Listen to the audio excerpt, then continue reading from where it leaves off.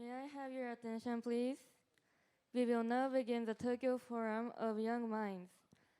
I am Yuki from Tokyo. I'm Kotoha. I'm Saurin. I'm Emmy. I'm Asa.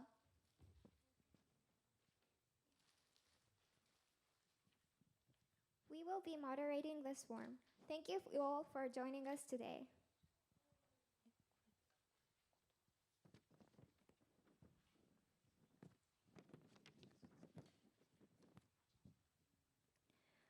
We are pleased to have around 14 teens from Malmö, Miyoshi, Niseko, Petaling Jaya, and Tokyo here for the forum.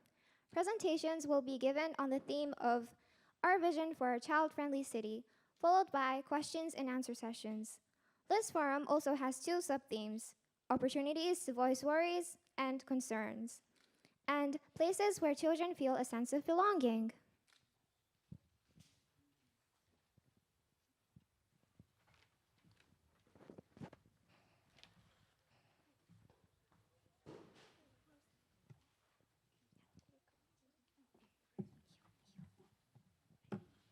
First, Ms. Tanaka, Director General of the Liaison Office of Child-Oriented Policies, the office that organized this project, will give her remarks.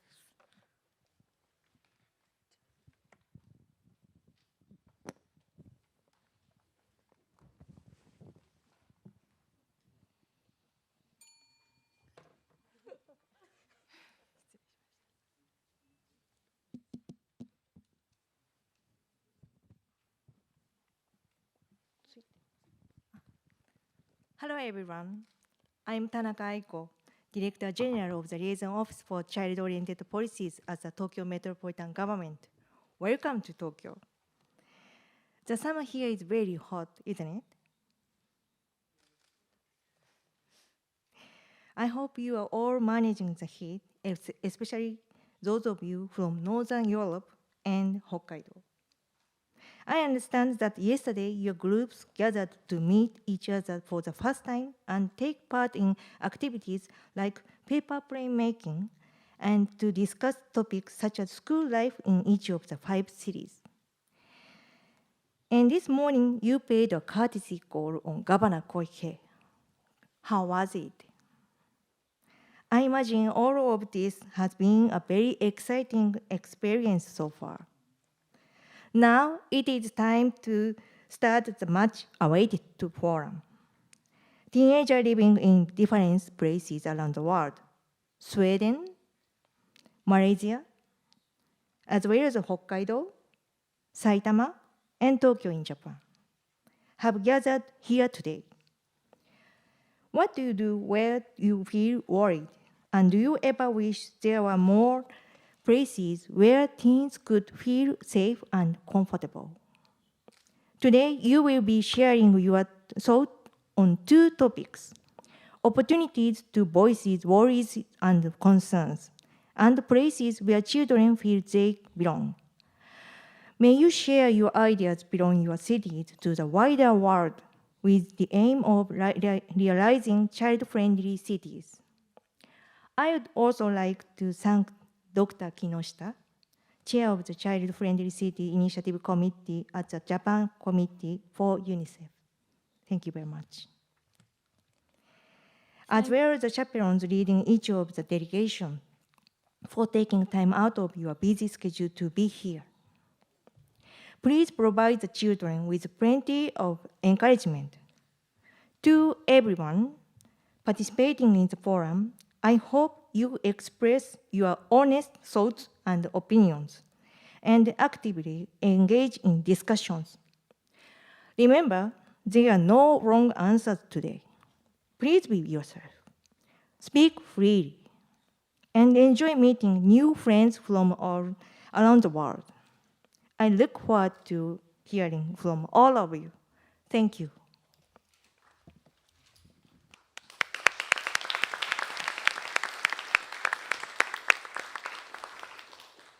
Thank you, Director General Tanaka. Next, I would like to introduce a special guest who is joining us today. Dr. Kinoshima Isami, Chair of the Child Friendly Cities Initiative Committee, Japan Committee for UNICEF. Thank you very much for your assistance.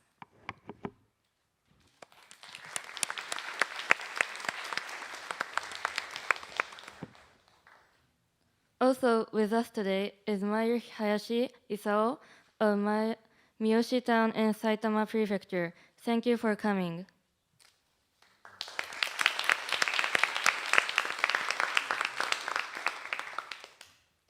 Now, we would like to start the presentations by the cities. Malmö will be the first to present.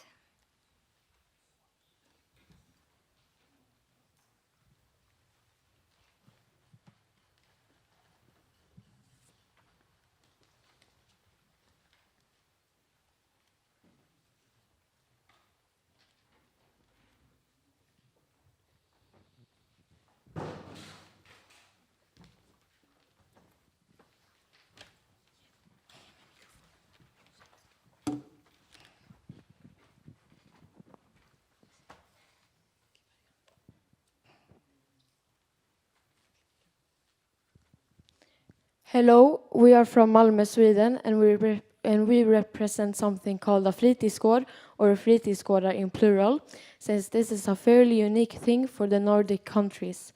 We thought our presentation of a child-friendly city will focus on the history and importance of the fritidsgård for young adults living in Sweden. Malmö has 18 municipal fritidsgårdar throughout the city. In Sweden, fritidsgårdar are mostly run by the municipality or by non-profit organizations or the church. A forerunner to fritidsgårdar was the hemgårdar, which were open to all ages but were aimed at the working class and focused on education. In 1912, the first hemgård was built in Stockholm. During the 1920s and the 30s, they spread to industrial cities throughout the country. Since workers' housing was cramped and lacked sanitary facilities, the hemgård offered a home away from home for study circles, lecture, childcare, and cure practice. While the hemgård was a forerunner of the modern fritidsgård, these have almost entirely been replaced by fritidsgårdar today. A few still remain are now mostly aimed at a younger demographic, although still largely open to all ages, often with a fee when you're over a certain age, usually around 25. They are mostly still run as non-profit, independent of religious or political influence, often funded through grants or membership fees. As a result of the Child Care Law of 1924, the municipalities of Sweden become responsible for the preventive youth activities. This led to more fritidsgårdar with a focus on youth. Sweden's first municipal fritidsgård was started in 1936 in Gothenburg. It was open for youth aged 12 to 21 and was designed to educate and widen the youth knowledge by study circles, practical work courses, lectures, discussions, song and music. Political aspects were not allowed. Fritidsgårdar grew from 1940 to 1959 to support young people's free time and create safety and social spaces.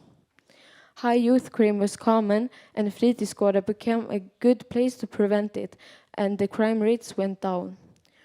Over the years, fritidsgårdar widened their social role and are now focused more on being a safe place, a sense of belonging, participation, and democracy for youth. Fritidsgårdar can be found in most municipalities in Sweden, but some smaller municipalities do not have the means to have a fritidsgård, and the need is often handled by similar activities by other organizations, for example, non-profit or religious organizations. Now that we explained where fritidsgårdar come from, let's look at what they actually mean for young people today.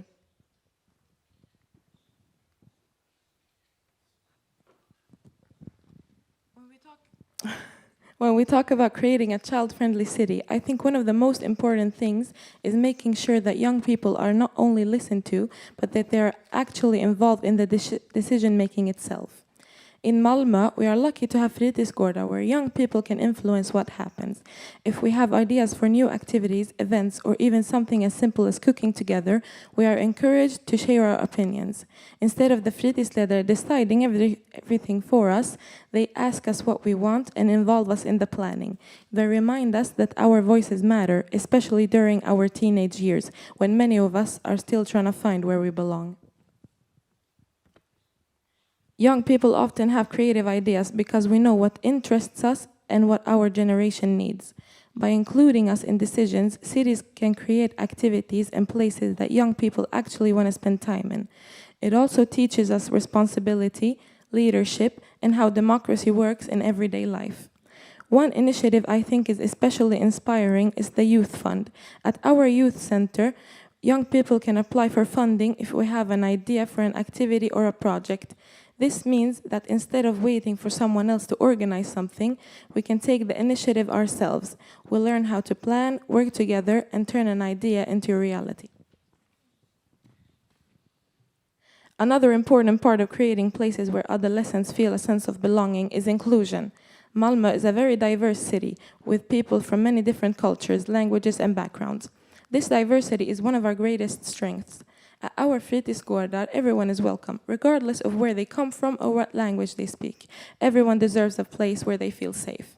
And speaking of, to ensure that everyone is included and that their needs are met, we have something called Funka. It's a fritidsgård for young people with disabilities who may need extra support. And just like any other fritidsgård, they offer the same moral support and a place to hang out with friends. The only difference is that the fritidsledare provide additional support to make sure everyone can participate. Another thing that makes Funke unique is its wider age range. While most youth centers are open from 6th grade to around 18 to 19 years old, Funke welcomes young people from 11 years old all the way up to the age of 21. Giving them more time to build friendships, develop confidence, and feel part of a community.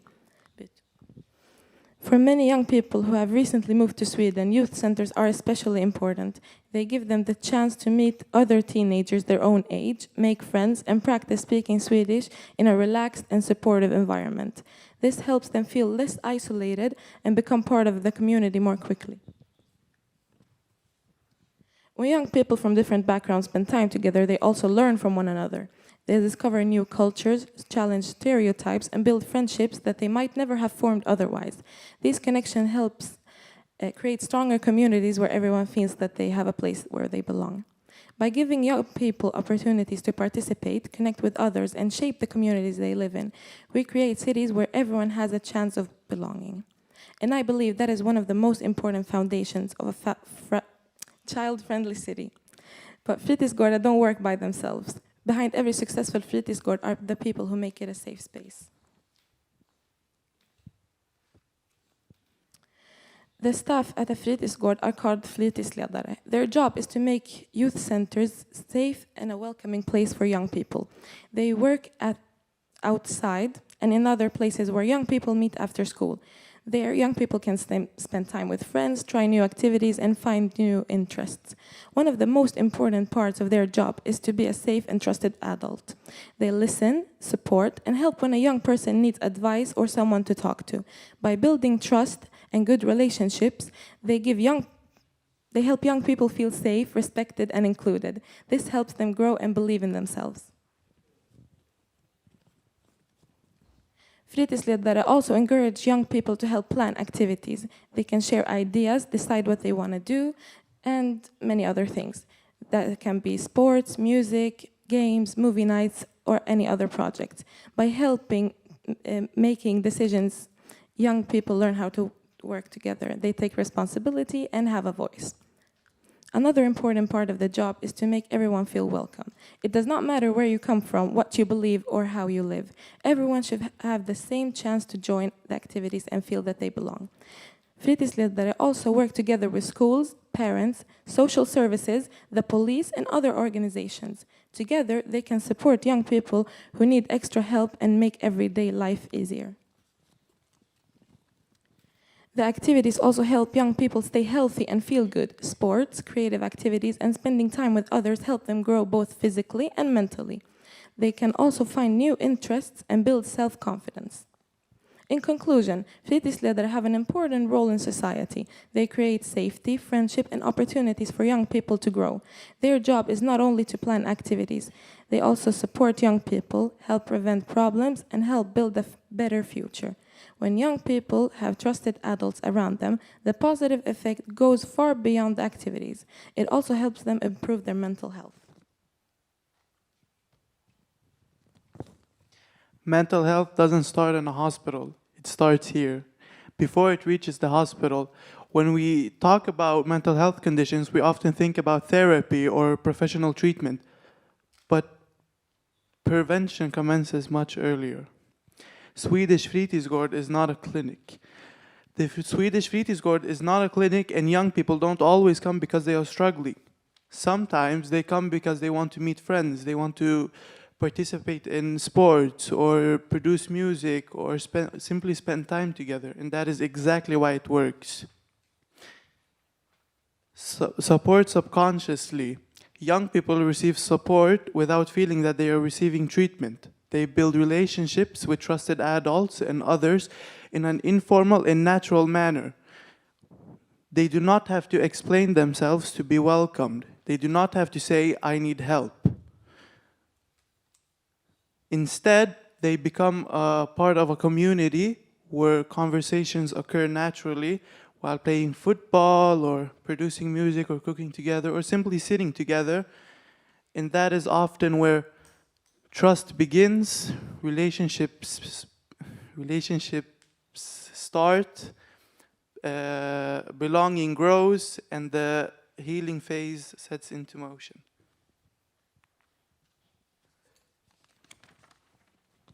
Before we heal, we need to belong, belonging without conditions. We aim to create a fritidsgård where everyone feels welcome, valued, and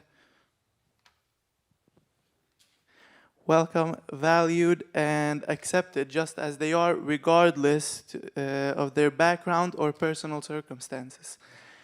For some people, home might be a safe place, but for others, it might be a source of stress, loneliness, or uncertainty. PCP, pace, choice, patience. A fritidsgård offers something that every young person deserves, a place where they are seen, accepted, and respected just as they are. A place where they can participate at their own pace, make their own choices, and be met with patience by the fritidsledare. Interestingly, a similar idea exists in Japan through the concept ibasho, a place where someone truly feels that they belong. It's not simply having somewhere to go. It's a place where you know your voice matters, where you can be yourself, and where you feel accepted. And even though Sweden and Japan are different in many ways, I think we share the same understanding in something very important, that every young person needs a place where they feel that they belong. But a place on its own doesn't change lives. The people in it do. Connection is protection. A friend.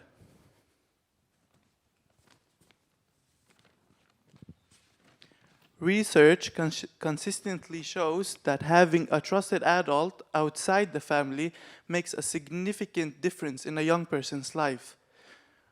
At the same time, we know that supportive relationships, a sense of belonging, and meaningful leisure activities are also important protective factors for good mental health. At the same time, we know that a lack of supportive relationships, social isolation, and a lack of belonging are risk factors for poor mental health. A foundation. A fritidsgård cannot solve every problem in a young person's life, but it can become one of the strongest protective factors in their life through trusted relationships built in everyday small interactions.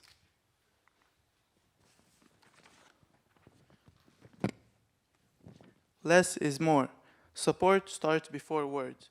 We also know that young people don't always ask for help directly. Sometimes, before they ask for help, they need to know that someone is listening. Sometimes they need time before they are ready to ask for help.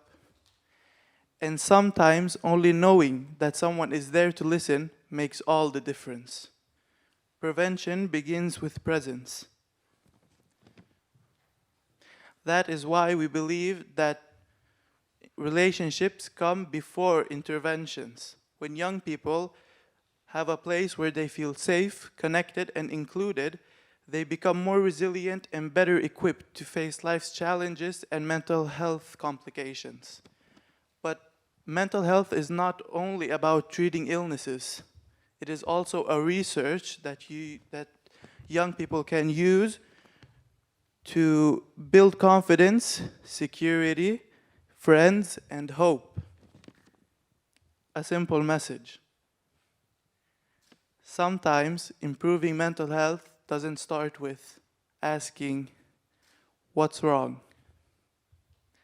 Sometimes it's simply saying, "We're happy you're here."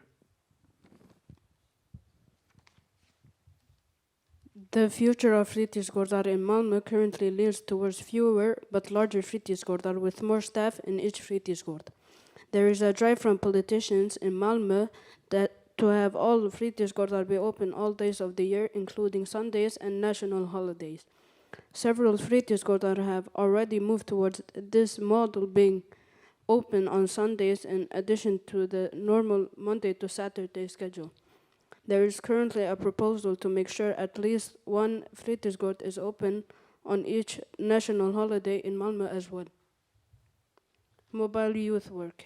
There will also most likely be a drive towards having more mobile work culture, where the fritidsledare is not just working at the fritidsgård but actively working in the areas that the fritidsgård is assigned to.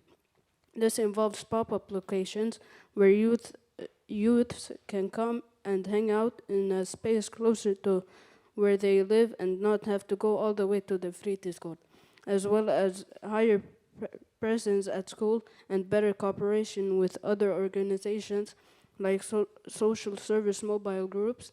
This is designed to create trust and familiarity between the fritidsledare and youth in the area that might not go to the fritidsgård otherwise.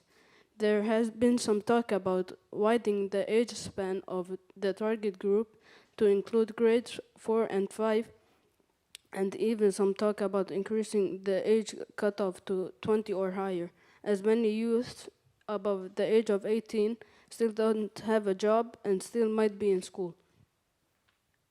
Our vision, what we as a group would like to see in the future of fritidsgårdar is actually more fritidsgårdar instead of fewer, preferably one in each city district of Malmö. More activities outdoors would be nice as well, and more planned activities in general during weekdays is something we wish for. We would also like it if the politicians devoted more money to fritidsgårdar. This would help increase the number of staff, but also the budget for activities so we could have more of them. Increasing the age limit to more than 18 would be nice since we are all approaching that age limit now. In conclusion, a child-friendly city is not only about buildings and playgrounds, it is about creating places where young people feel safe, included and heard. And Malmö fritidsgårdar are an important part of making that possible. Thank you for listening.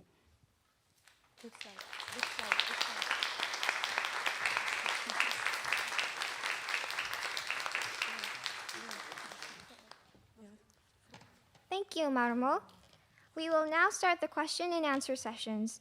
May I kindly ask English speakers to turn on their translator for translation when a Japanese student asks a question in Japanese. Please raise your hand if you have a question. Saudi?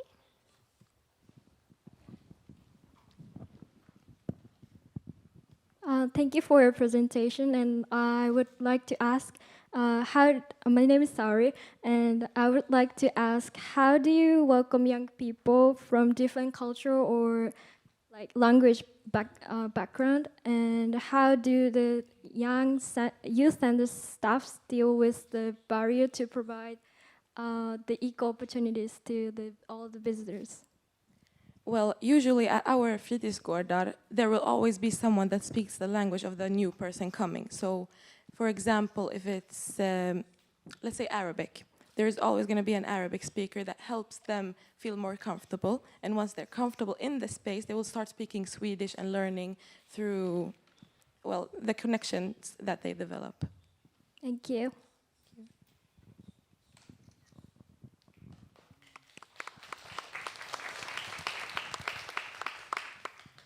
Does anyone have another question?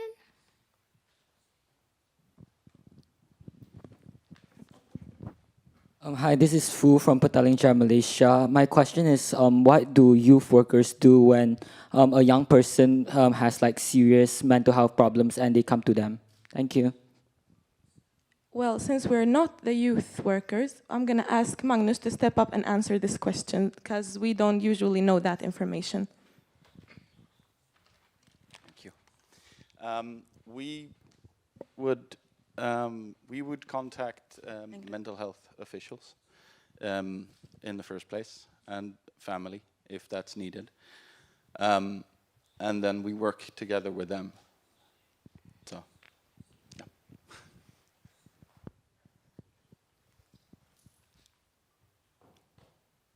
Does anyone else have a question?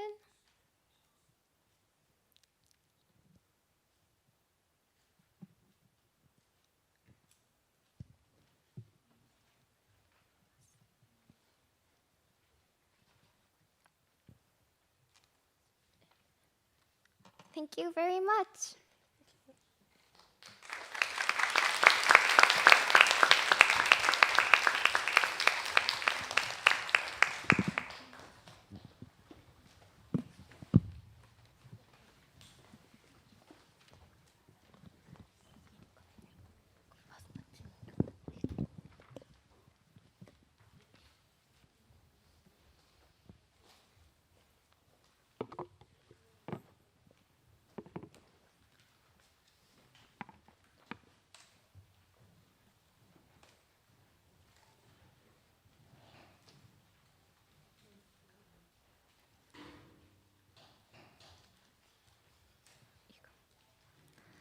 Next, the group from Miyoshi will give their presentation.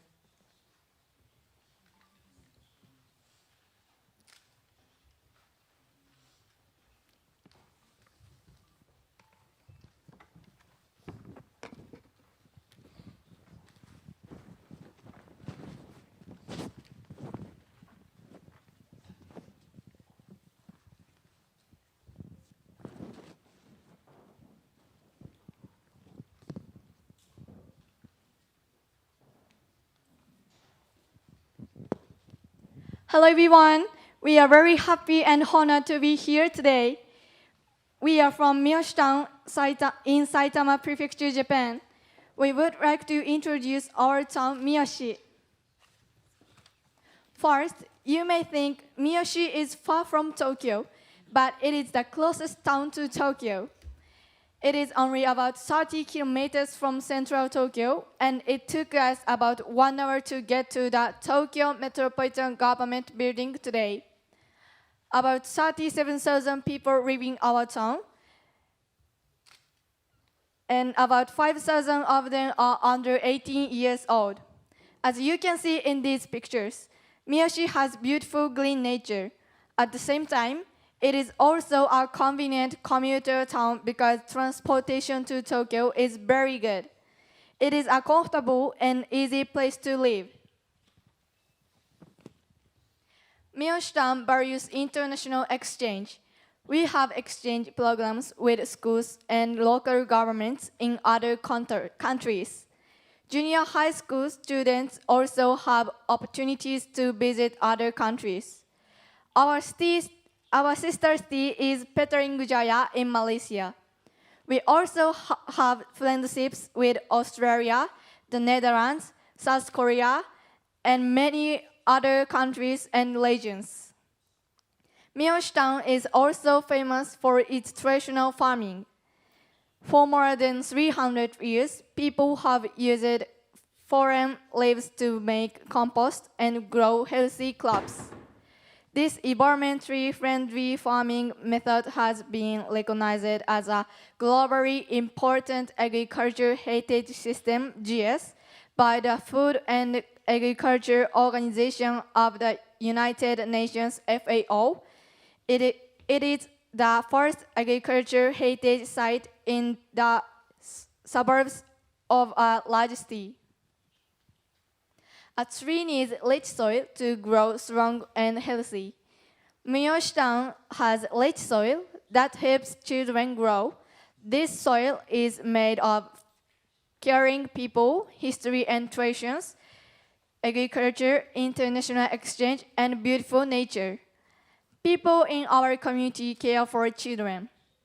We believe Miyoshi town is a place where children can grow strong roots, reach for the sky, and become the best version of themselves. Next, we will talk about Session 1, a place for teenagers to belong. We have learned about this topic through group work, visiting different facilities, and doing research. As teenagers, we talked about what is important in a place where we can feel comfortable and what kind of place we would like to have. We also investigated what kinds of places are available in Miyoshi town. Today, we will share what we found and explain what we think is most important. We think a safe place is a place where we can be ourselves, feel relaxed, and connect with people we can trust. These photos show our group work and visit to different facilities. It was a difficult topic, but we shared many different ideas.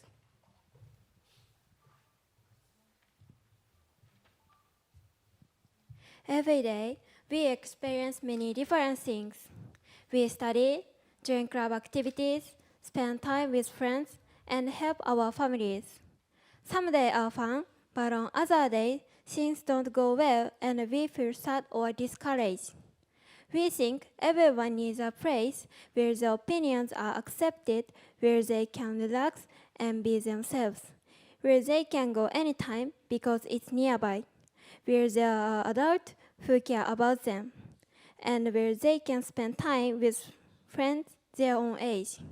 We believe everyone needs a place like this. In Miyoshi town, the whole community is working together to create places where children and teenagers can feel safe and welcome. These places include children centers, children cafeterias, and play parks. Now, we would like to introduce these places. Children centers are places where children of all ages can play, join activities, make new friends, and grow in a healthy way. Learning support classrooms are not only for studying. There are also safe places where children can relax, talk with trusted adults and friends, and build confidence for the future. Play parks help children become more creative, independent, and confident through free play. There are also places where children can be themselves and connect with caring adults and friends. Children's cafeterias are places where children can enjoy meals together, feel safe, make friends, and be supported by the local community. Community centers are also important places. There are safe spaces where local children can learn, play, and spend time with other people. Next, we would like to introduce some examples of how children's ideas have been reflected in the town's policies. The first example is that the opening hours of Children's Center, which will open this September, have been extended. The second example is a project where children create their own place to belong by using the Miyoshi Children's Community Development Grant. During a meeting to hear children's opinions, some students said, "We wish the Children's Center stayed open later for junior high school students. We also want a place where we can study." After listening to these ideas, the town reviewed the opening hours. As a result, the new Children's Center opening this September will have special hours just for junior high and high school students. A new Children's Center will open inside Lumina, a new community facility opening this September. The town created this center because more children wanted a safe place to spend time and enjoy different activities. Lumina is a place where people can meet, learn, and grow together. It will help children develop important life skills, creativity, and curiosity while connecting with other people. Another example is a project supported by the Miyoshi Children's Community Development Grant. This summer, high school students will organize a two-day event to create a safe place where young people can spend time together. The students plan the event, design the posters, and we also run the event themselves. The Miyoshi Children's Community Development Grant supports projects planned by children living in Miyoshi Town. Children think of ideas, discuss them together, and carry out activities to make their town more fun, safer, and a better place to live. Last year, junior high school students planned a held a disaster evacuation experience in a school gym to help people prepare for emergencies. We are now in our teenage years on the way to becoming adults. We need a place where it is okay if we cannot express ourselves perfectly, where making mistakes is okay, and where we feel accepted just as we are. We believe a safe place is a place where we can be ourselves, feel relaxed, and connect with people we can trust. Next, we will present session 2, anxieties and worries and concerns. We learned about the worries that many teenagers have, the support available in Miyoshi Town, and what we think is most important. Today, we would like to share what we learned. First, we would like to share the worries we discussed during our group work. Many students said they worry about school because the classes become more difficult, and they are not sure if they can keep up. We also talked about friendships. Some students worry about communicating on social media, care too much about what other people think, or find it hard to express their feelings. Others said they do not feel confident, cannot decide what they want to do in the future, or sometimes disagree with their parents. Through our discussion, we learned that teenagers have many kinds of worries, not only about studying, but also about relationships and their future. We think many of you may have felt the same way at some time in your life.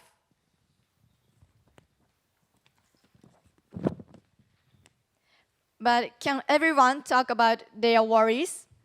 During our group discussion, we found that many young people cannot. Some people think, "What will others think of me?" Or, "Will I bother someone if I ask for help?" Because of these worries, they sometimes do not have the courage to ask for help. But if there is someone they trust or a place where they feel safe, they may think, maybe I can talk about it. In Miyoshi Town, schools have several programs to notice small changes in children's feelings and behavior. One example is the Daily Life Record Notebook. Every day, students write about what happened during the day and how they are feeling. Another program is the mental health check using a tablet. Every morning, students choose a face icon that best matches their feelings. If a student chooses a sad or worried face, our teacher will talk with the student and offer support. Schools also have a monthly student survey. Students can share any concerns they have about school, friendship, or life at home. We think these programs are very important because they help teachers notice small signs that the student may need help before the problems become more serious. There are also places at school where students can ask for help. Junior high schools have a Sabayaka counseling room where students can talk about their worries or problems. There is also a special support room called Stella in elementary and junior high schools. Students who find it difficult to stay in a regular classroom can study, relax, or talk with teachers there at their own pace. At my school, some students even join their classes online from Stella. We think it is very reassuring to have a safe place like this at school. There are also places outside school where children and families can ask for help. Miyoshi has an educational counseling office and an educational support room called Larugo. At the educational counseling office, children and parents can talk about school, friendship, family concerns, not attending school, or developmental concerns. They can receive free support from education counselors and clinical psychologists by phone, in person, or by email. Larugo is a place for students who find it difficult to attend school. Students can study at their own pace and take part in many different activities. They also enjoy field trip, sports event, and game event for building confidence and becoming more independent. We learned that school is not the only place where we can ask for help. There are many people and places in our community that are ready to support us. There is also a place called the Children and Family Center.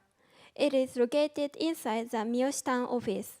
Children and family can go there when they have worries or problems.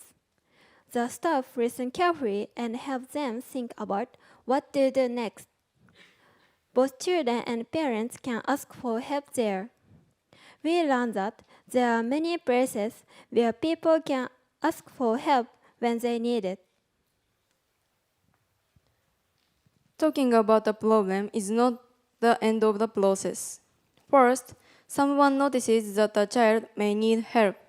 Then, they listen carefully and connect the child with the support they need. After that, they continue to check on the child and offer support. We learned that helping children is not the job of just one person.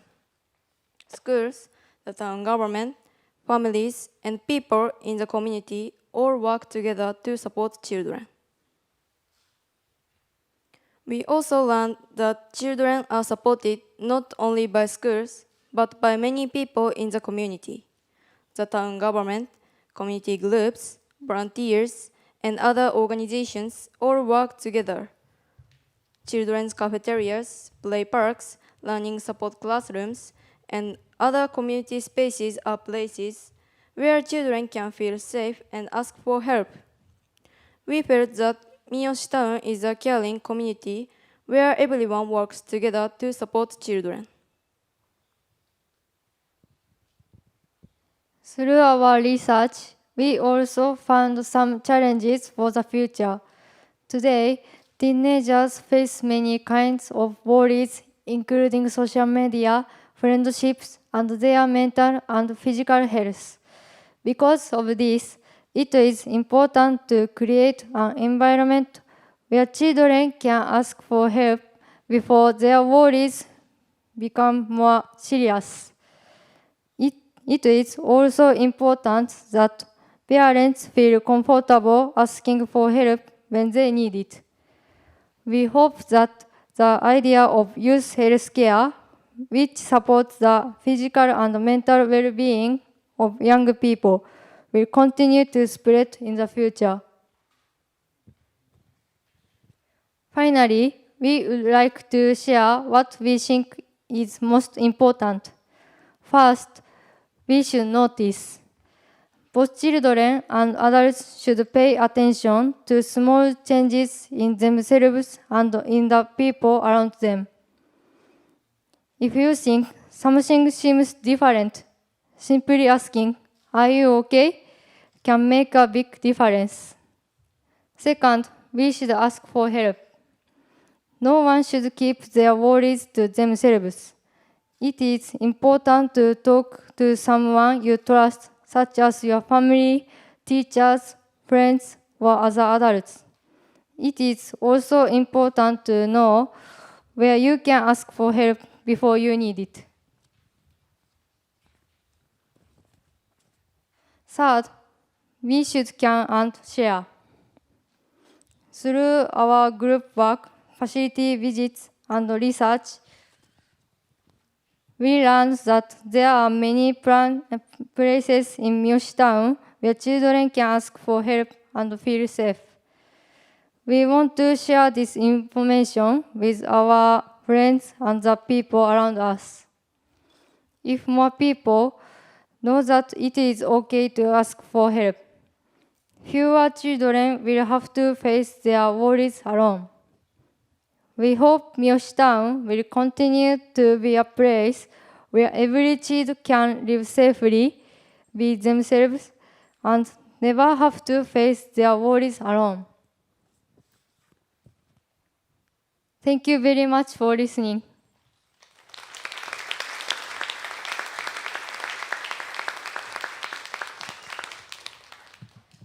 Thank you, Miyoshi. Now we will begin the question and answer session. Please raise your hand if you have a question.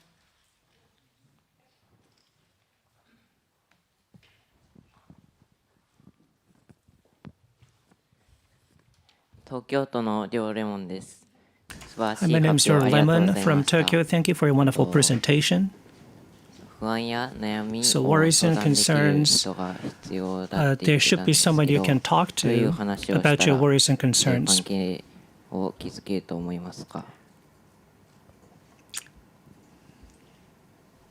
So is that a good trigger to have a deeper conversation on these topics?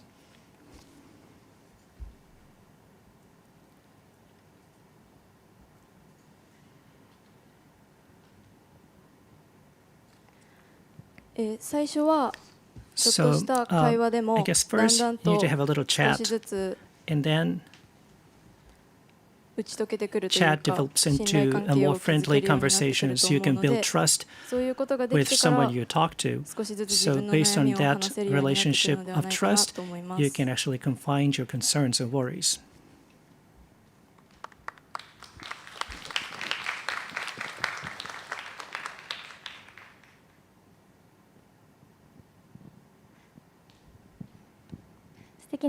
thank you for your wonderful 児童館 presentation とかが again. 中高生 So 専 you 用 talked の時間を about 作って a いるよ youth っていったこ center とをお or, 話ししていたと思うん and で that すけど、 there's some 私 time た that ち is 東京に dedicated も似 for たような取り組みがあって、で youth, も and やっ we ぱ have り the そ similar の児 initiative 童館はちょっ that と takes place in 低学年 Tokyo. の子であったりと But か I ちっちゃい guess 子のイメージ the だみたいなのがあって the 息 Children's 苦 Community しさを Center is for 感じた really りす young ること kids, はありますか？ so we adolescents more unwilling to go there. Is that the case in Miyoshi town as well? 確かに児童館に置いてあるものが Yes, when you 中高生向けでは go なく to て、だからこ Children's そ Community 私たち Center, で they are 中 for 高 really 生 young 向けに kids. どのような児 These 童 are for 館があ elementary っ school たら kids. 良いかな So ど、 that 何 is が必 why 要か we などを provide たくさん ideas 話し合って and we 実 discuss a 現させ lot ていきたいです。what kind of things we need so that we can feel a sense of belonging in those facilities. First of all, thank you, Miyoshi, for the presentation. This is Shash from Petaling Jaya, Malaysia. This is regarding slide number 10 about academic support classes. Do the students need to pay for these classes? And if they do need to pay, how is it inclusive for all teens in Tokyo? Oh, sorry. All teens in Miyoshi.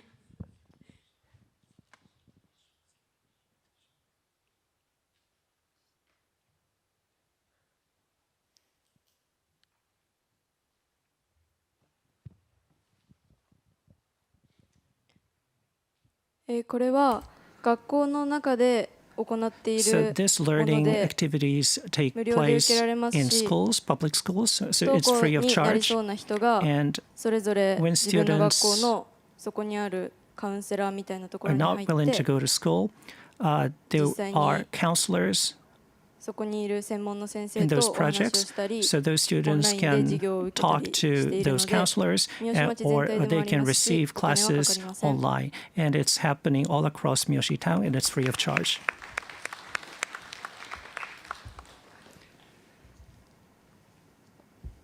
Is there any questions? 北海道のニセコ町のゆかです。ニセコ北海道、ゆかをニセコ町北海道。グループワークで心配事を共有っていうところで、 as for sharing worries in the group work, how often is it? How often do you do that? How often do they do like sharing worries in the group work?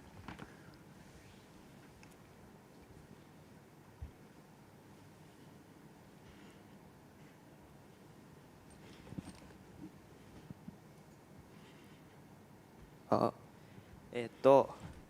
グループワークというのは、三好町で開催される子どもまちづくり会議や子どもの意見を聴取する場でのグループワークがほとんどなので、そういう機会がもし三好町から提示されたときに応募した子どもがその場で意見を言うことができます。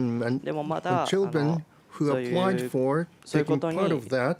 ういう事業に参加してない子の意見を聞くグループワークとかは存在してないので、これからもうちょっとそういうのを増やしていけたらなって思ってます。Take part in such classes or programs, I hope that kind of program will increase in the future. 発表ありがとうございます。Thank you very much. 夏休みに高校生が主催でイベントを開催するって言ってたと思うんですけど、具体的にどんなことをするとかって決まってたりしますか？ Is there specific ideas or do you have specific programs that are to be held? この夏休みで三好町で行われる高校生が主催するイベントでは、不登校の学校に行けてない子たちが他の学校外での人たちと交流したり、あとは学習支援だとか、そういう一緒にご飯を食べたりとかの、そういうなかなか人と交流していないので、その外部との自分の以外の人、学校以外の人と関われる場を作るっていうのを今年はやる予定です。Today they're planning to hold an event where they can hold with exchanges with their schools, not only their schools, but also outsiders as well. You named that if someone doesn't want to go to school, they can get online classes, and I thought that that was very interesting. Is it like for everyone that don't want to go to school, or like, can you explain more on that and motivate?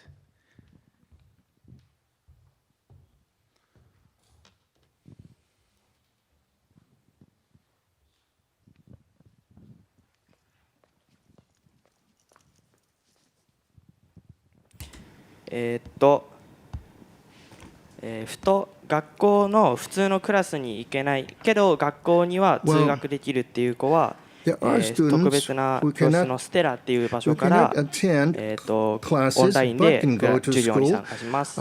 でその時は担当の先生とか支援員の方がいるので、そちらの方に話を聞いたりとか自分のペースで学習ができます。また学校にも行けないっていう子はまたラルゴっていう別の施設に行ってそこでまた学習支援だったりとかたくさんの人との交流をします。Where the student can exchange with many people that is outside of the school. Thank you.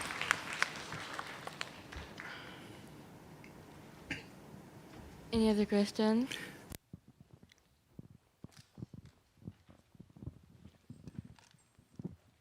Hello, my name is Ruplin. I'm from Petaling Jaya, Malaysia. So it's actually a follow-up to his question.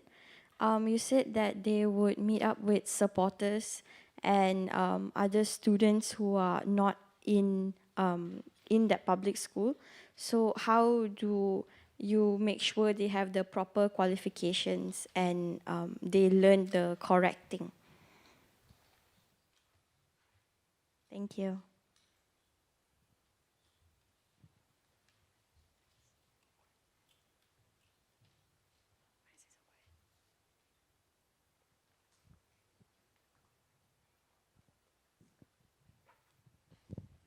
はい、学校にあるステラっ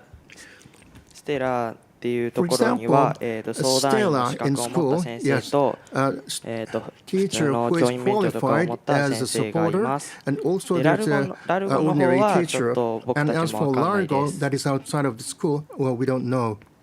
Sorry.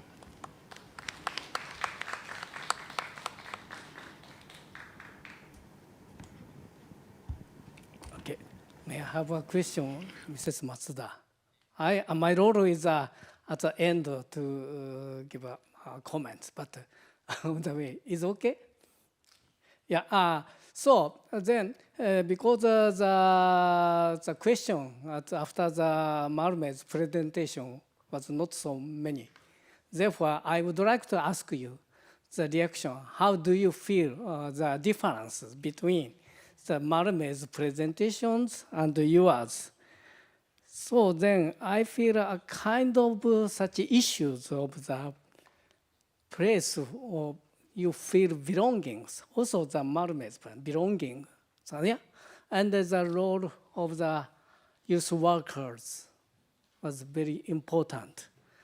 So this time the question, focusing on the such studies, but to compare with such idea issues, so in Japan we don't have such many youth centers, but the children's center, yeah, the discussion, the hours focusing mostly for younger children of elementary school, but for junior high school and senior school students, the place you also proposed that a summer holiday, only 2 days to discuss about and the center, such kind of place.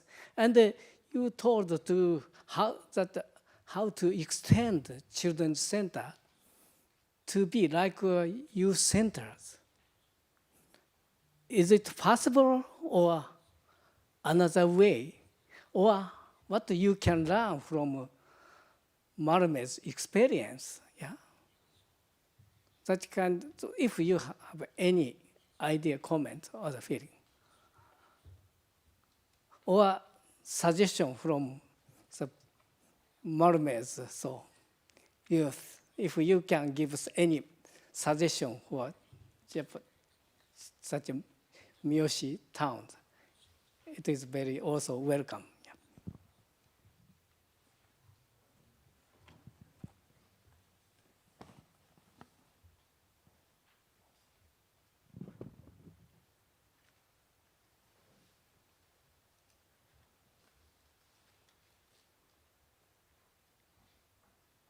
Maybe a difficult question. Anyway, such as simple feeling or some simple idea, yeah, simple one.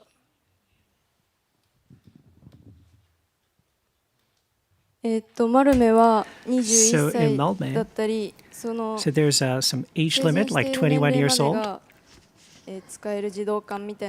So those are the community centers for adolescents up to age of 21. But town of Miyoshi, we are just up to 15 or 16.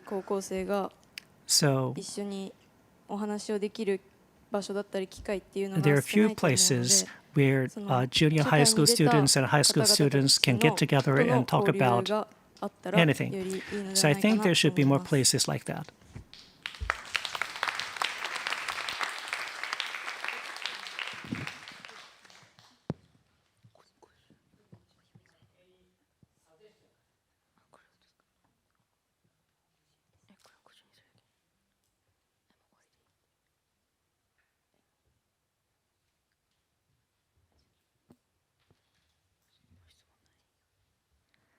Thank you very much.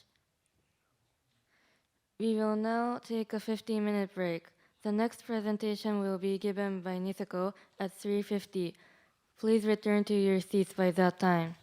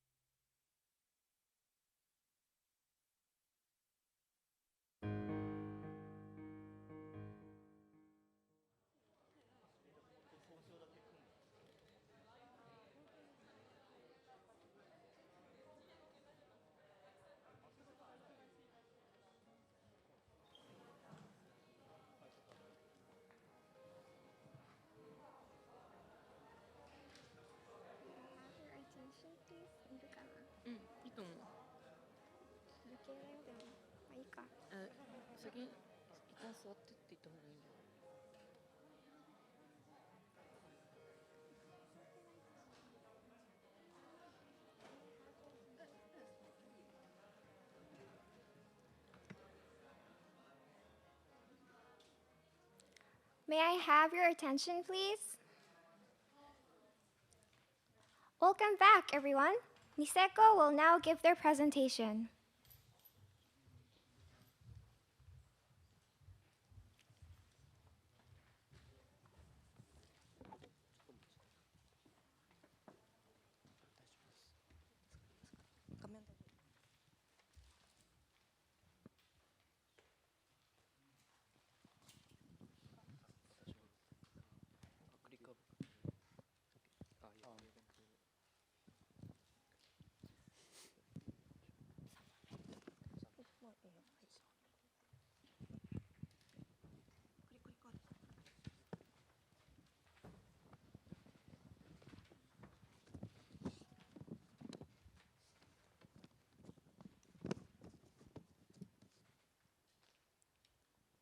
Hello everyone.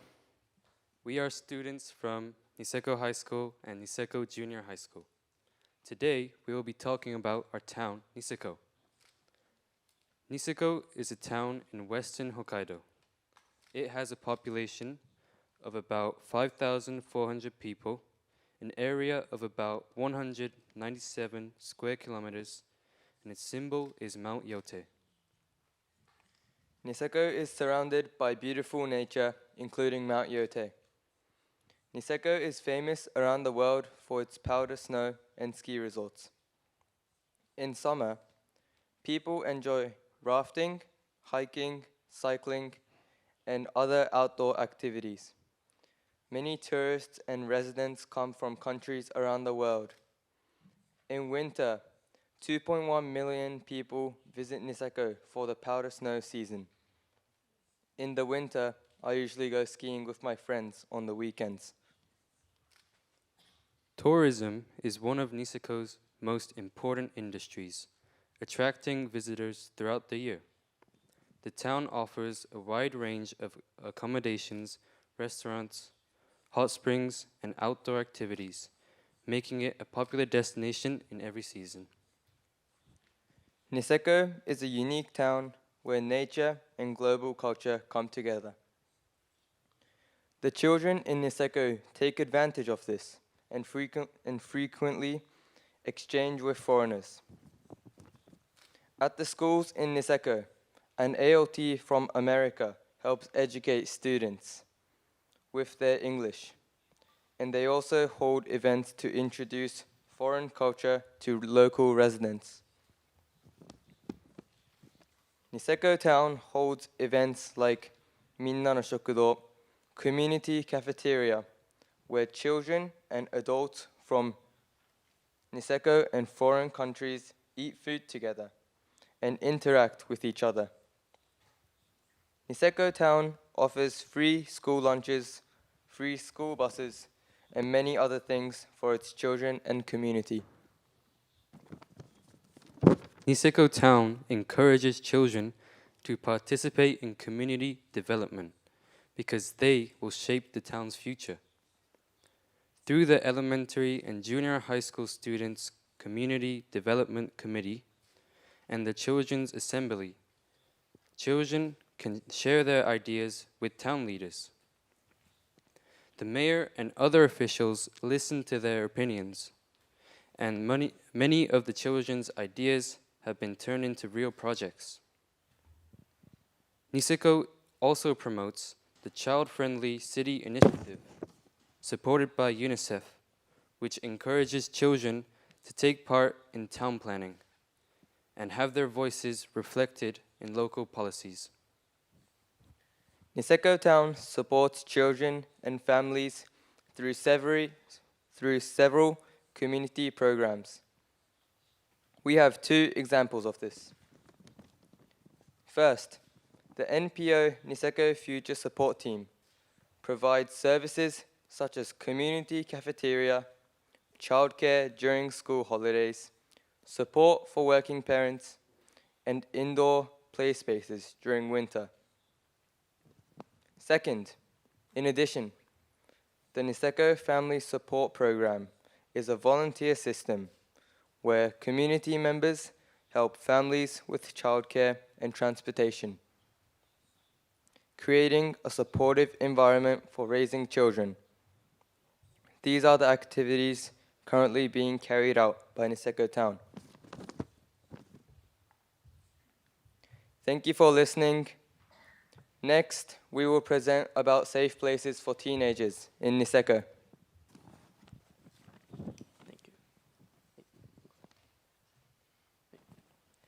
Hello everyone. Today we would like to talk about a safe place for teenagers. Adolescence is a time when many young people worry about school, friendships, family, and their future. In this presentation, we will introduce how Niseko Town supports children and teenagers and creates places where they can feel safe. Now, we will share our ideas for making our community even better. First, what is a safe place for teenagers? We believe that a safe place is more than just a place to stay. It is a place where young people can be themselves, relax, and talk to someone they trust. During adolescence, many teenagers worry about school, study, friendships, family, relationships, and their future. Some young people keep these worries to themselves and do not ask anyone for help. That is why safe places are so important. Having trusted adults, supportive friends, and places where young people feel accepted can make a big difference in their lives. A safe place is not only a school. It can also be a home, a library, a community center, a park, or a local event where people feel welcome. Today, we would like to introduce how Niseko Town creates these kinds of safe places for children and teenagers. Next, we would like to introduce the Niseko Town Basic Ordinance on Community Development. This ordinance is one of the most important rules for community development in Niseko. Article 11 says, the children and young people under the age of 18 have the right to participate in community development according to their age. This means that community development is not only the responsibility of adults. The ideas and opinions of children are also important.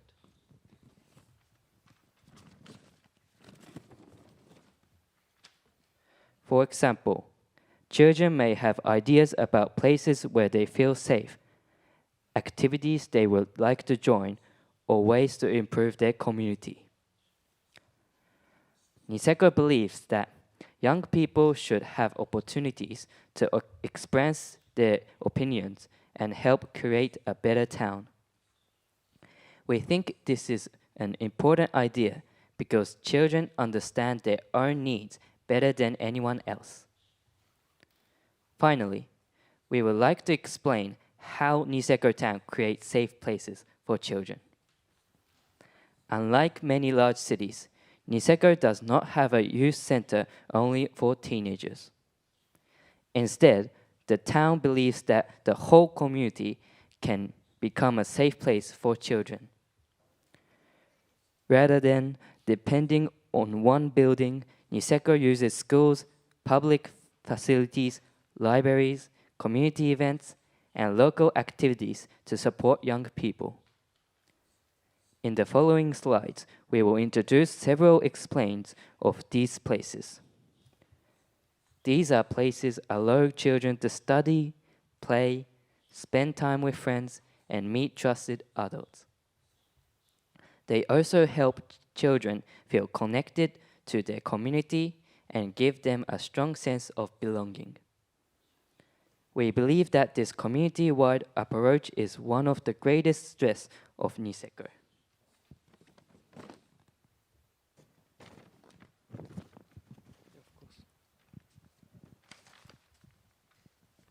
NPO Niseko Future Support Team, childcare support during long school breaks, providing play areas during the winter season. Niseko is a popular tourist area, so local parents started this program to get more workers. To help parents work with peace of mind during busy times, it provides childcare service during Golden Week and the New Year holidays.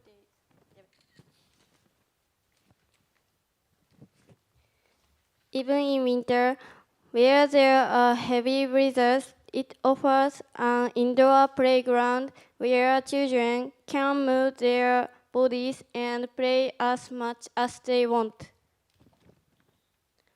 Niseko Children's Center.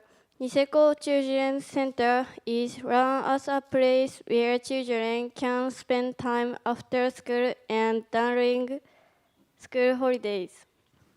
It is mainly for elementary school students, but it also helps local children meet and spend time together. Wednesday after school learning lab. This program was started by local mothers to encourage children's curiosity. It is held on Wednesdays with topics that both children and adults can enjoy. People of all ages come to this lab. Sometimes it is difficult to learn about these topics in Niseko. However, these mothers put together this program where a teacher in Tokyo teaches topics online such as history, art, and other skills that may not be offered in Niseko. Through these classes, children and other residents can access and learn about things they are interested in. Niseko Learning and Exchange Center Asobook.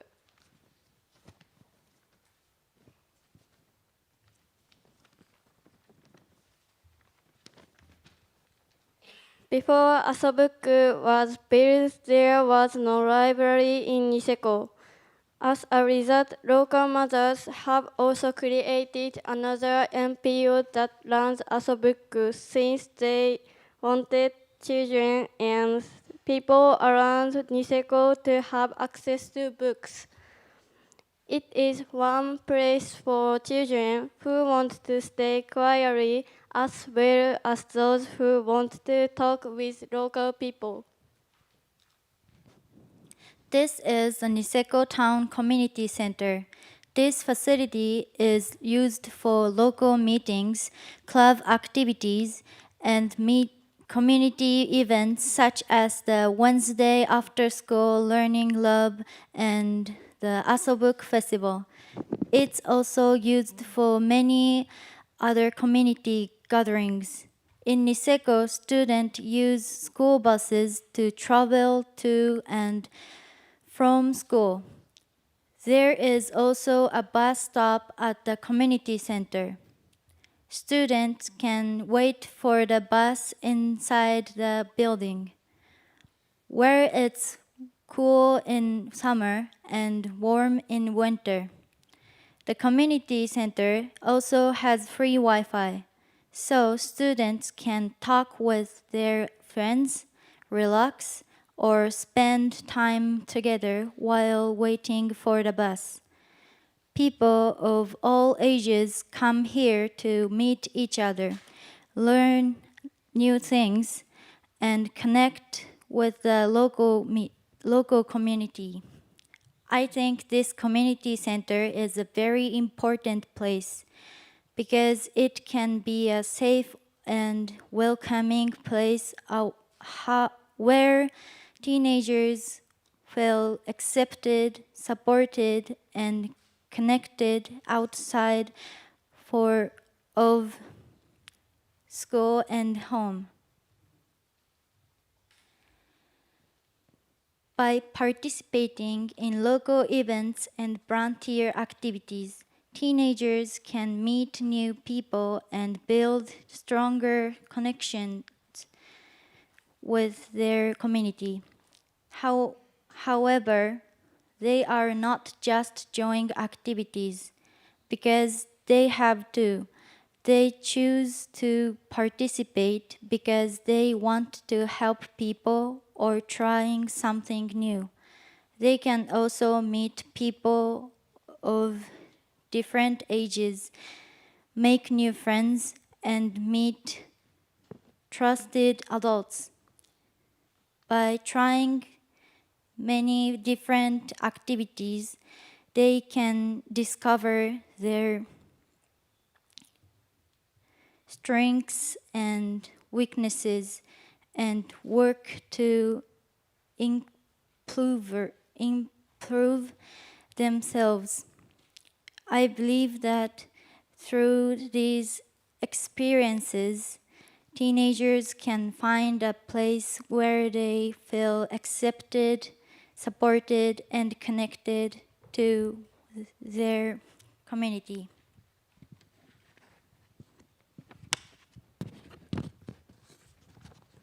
As the previously mentioned places weren't exclusively for young adults, we created World Village with the hopes of building an inclusive community for young adults.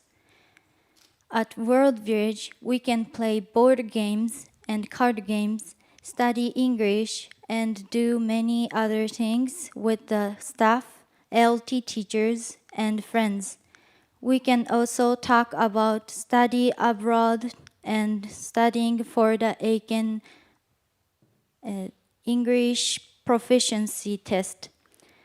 Local people and people from other countries come to World Village to give presentation and hold workshops. We propose inviting international exchange coordinators, LT teachers, and English teachers to come and teach us about their countries and cultures, and to hold special English events and activities outside of our normal classes and study sessions. In going this, we believe that more young people will have the opportunity to expand their worldview, and we can all create an inclusive and welcoming community. Thank you very much for your time.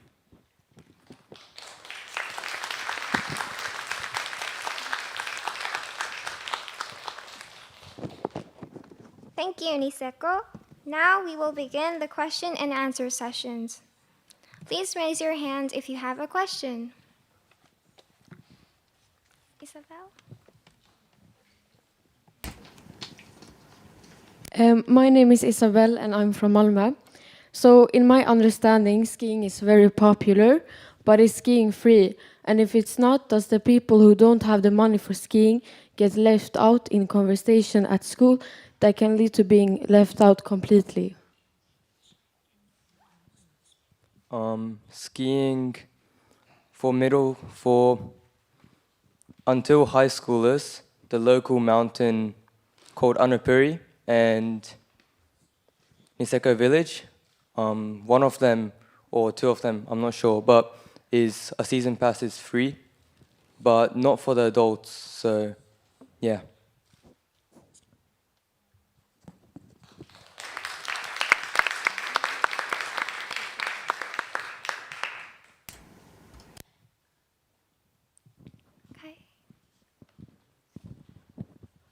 子どもたちが子ども議会やまちづくり So 会 you 議など have で話し合った children's ことで assembly, 実際に実 and 現されたものや is there 政策に anything 何か反映され that たもの children's はありますか？ opinions reflected in actual policies in the town?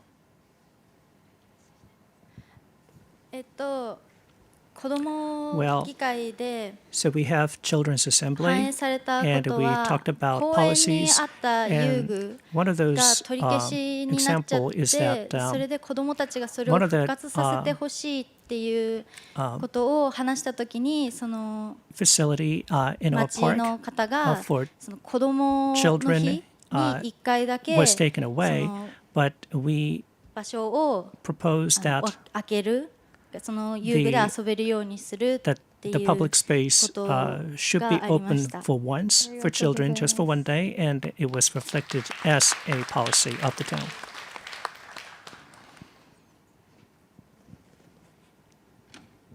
東京の会です。子ども My 議 name is 会 Kai from に Tokyo. I have a question 子ど about も議会に children's 参加してい assembly. る子どもは So どうや when っ you て選 join ば the れるんです assembly, か？ how do you elect those children who are in the assembly? How do you elect those children? その質問に対して、To answer that その question, 質問に対する回答としては、なんていうか、その小学校と、 So その小学校の中で、そのなんていう elementary か schools 応募がありまして、それに応募した子 accept どもが参加できるという applications, 形 so に children needs to apply for the seat in the children's assembly.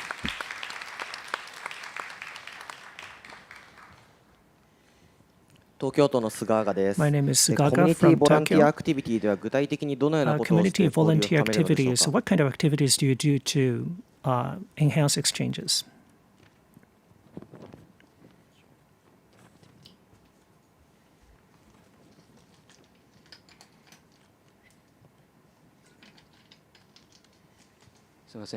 community activity っていう So, ことに関しては、 with regards to the 例えば、 community まあ、 activities, その for 例えば example, 町民センターで行われる、 so we have the community center where we, 例えば一個あったのは、その for example, where 誰 we でもなんて did 高校生が主体となって、 an その event なんていうかリサイクルショップ where をや high ったん school ですよね、 students 町民センターで。 led, まあそれで、なん and て it was いろ a んな sort 高 of 齢者 one-day と recycling 高齢者 center. だけじゃないんですが、幅広い And 年 not 代 only で with 交流する elderly ことができ people, ました。 but そう we いう can 感じの mingle だと思います with many people in the town. So there was one example.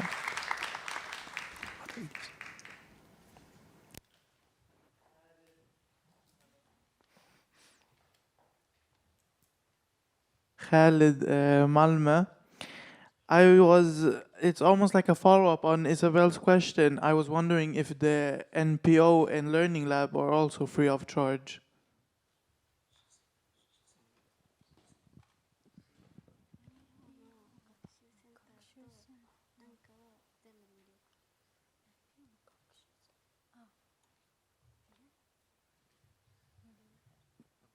Yes, it is free.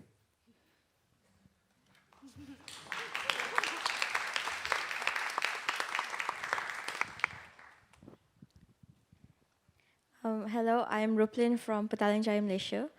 I just wanted to ask, since the children center is mainly built for elementary school students, those who are not in elementary school, let's say they are in middle school or high school even, when they go there, how do you guys make sure that they act accordingly and don't do anything that would harm an elementary school student? Thank you. .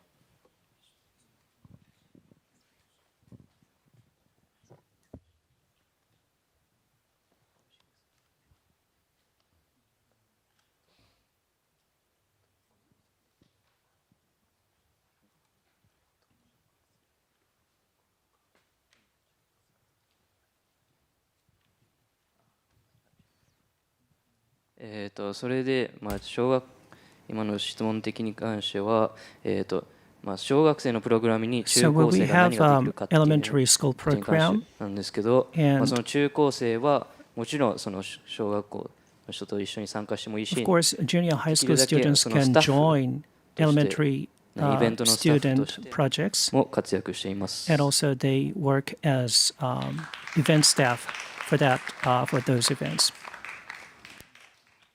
三好町のゆうきです。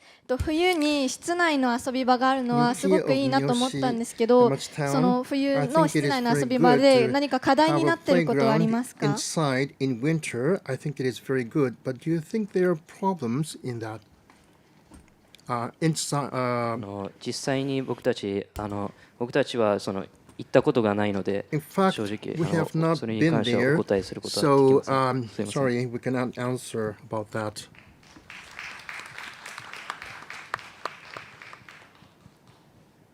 Hi, I'm Maria from Malmö, Sweden. And you mentioned a couple of things that the mothers have created. And I was for example, one of them is asobaku. I was wondering where they got the resources to do that. Did they gather the money themselves, or yeah?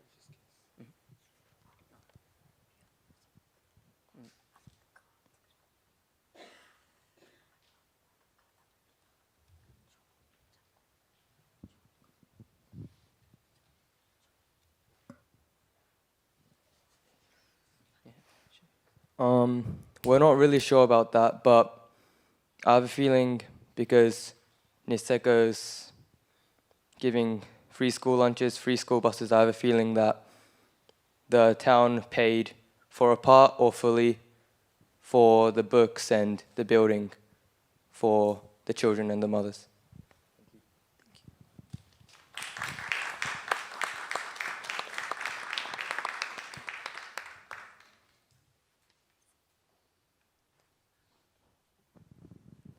Tokyoのココハです。Kokoha of Tokyo. 最後の場所のやつで国際的に違う国からも来るっておっしゃってたんですけど、その国籍が違うとか、そういうので子どもたちが意見を言いづらいってなった時にどういう対応をしていますか？ For example, if someone from abroad has a hesitancy in giving opinion, how do you respond? Or の人とかがいて、その人はその日本語も英語も喋れるので、それでなんか英語がわからなくて喋りかけられないみたいなのがあったりとかしたら、そこを助けてくれたりとかするので、その話しかけたり、なんかいろいろコミュニケーションがすごい取りやすい感じにちゃんとなってます。even foreigners to speak to and to have good communication with the local people.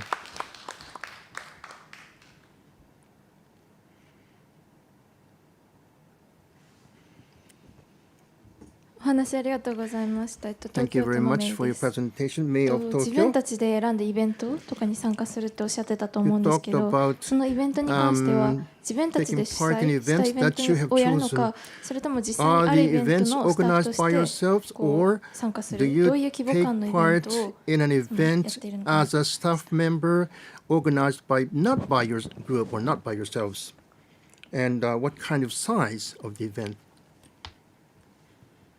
その質問に対して、参加は、なんだっけ、もともとあるイベントとその学生が主催するイベント、どっちも参加することもできて、規模感は基本的にもうその高校だけとか小さい子供だけからもう町全体。high school or to the town-wide. Basically, I think more events are held town-wide. Thank you.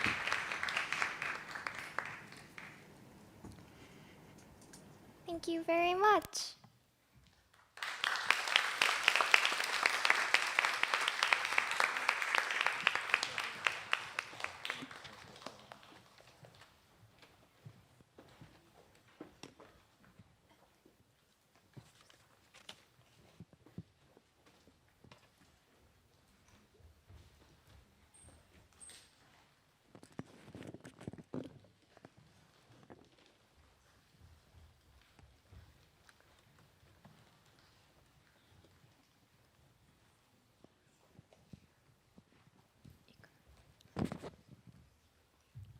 Next, the group from Petaling Jaya will give their presentation.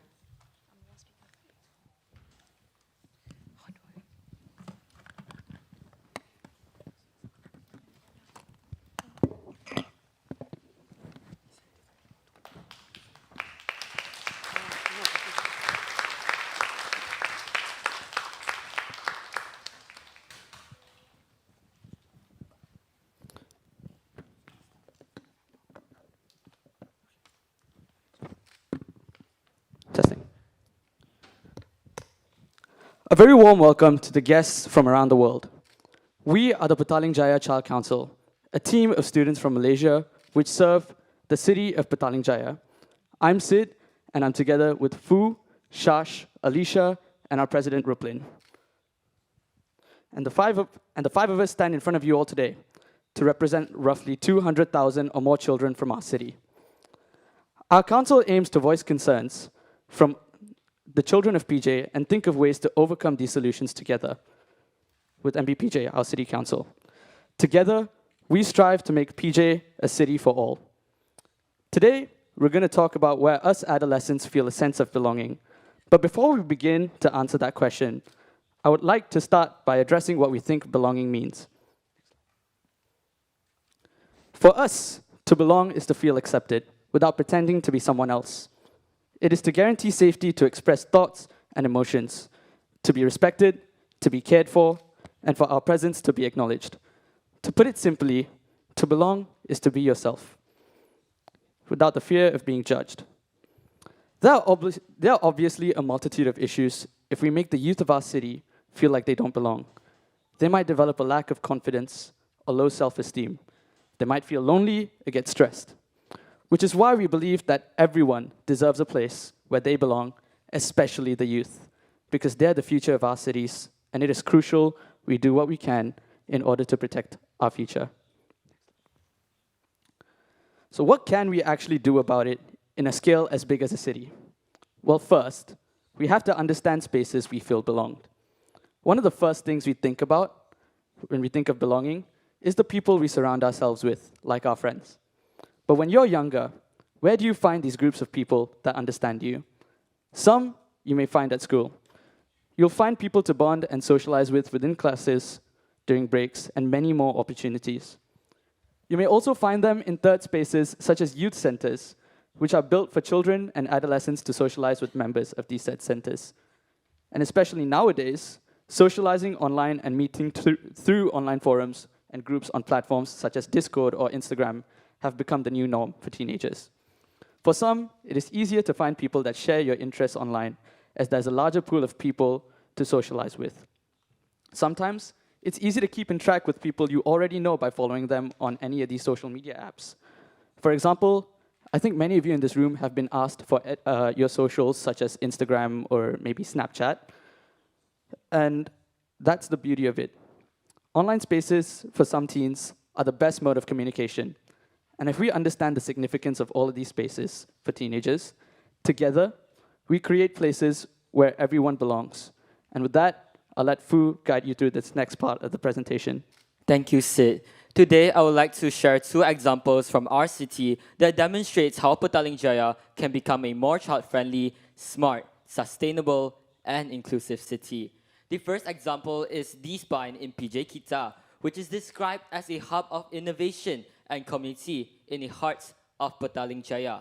The spine is designed as a space where young people can come together, participate in activities, meet others with similar interests, and develop important skills such as confidence, leadership, and community spirit.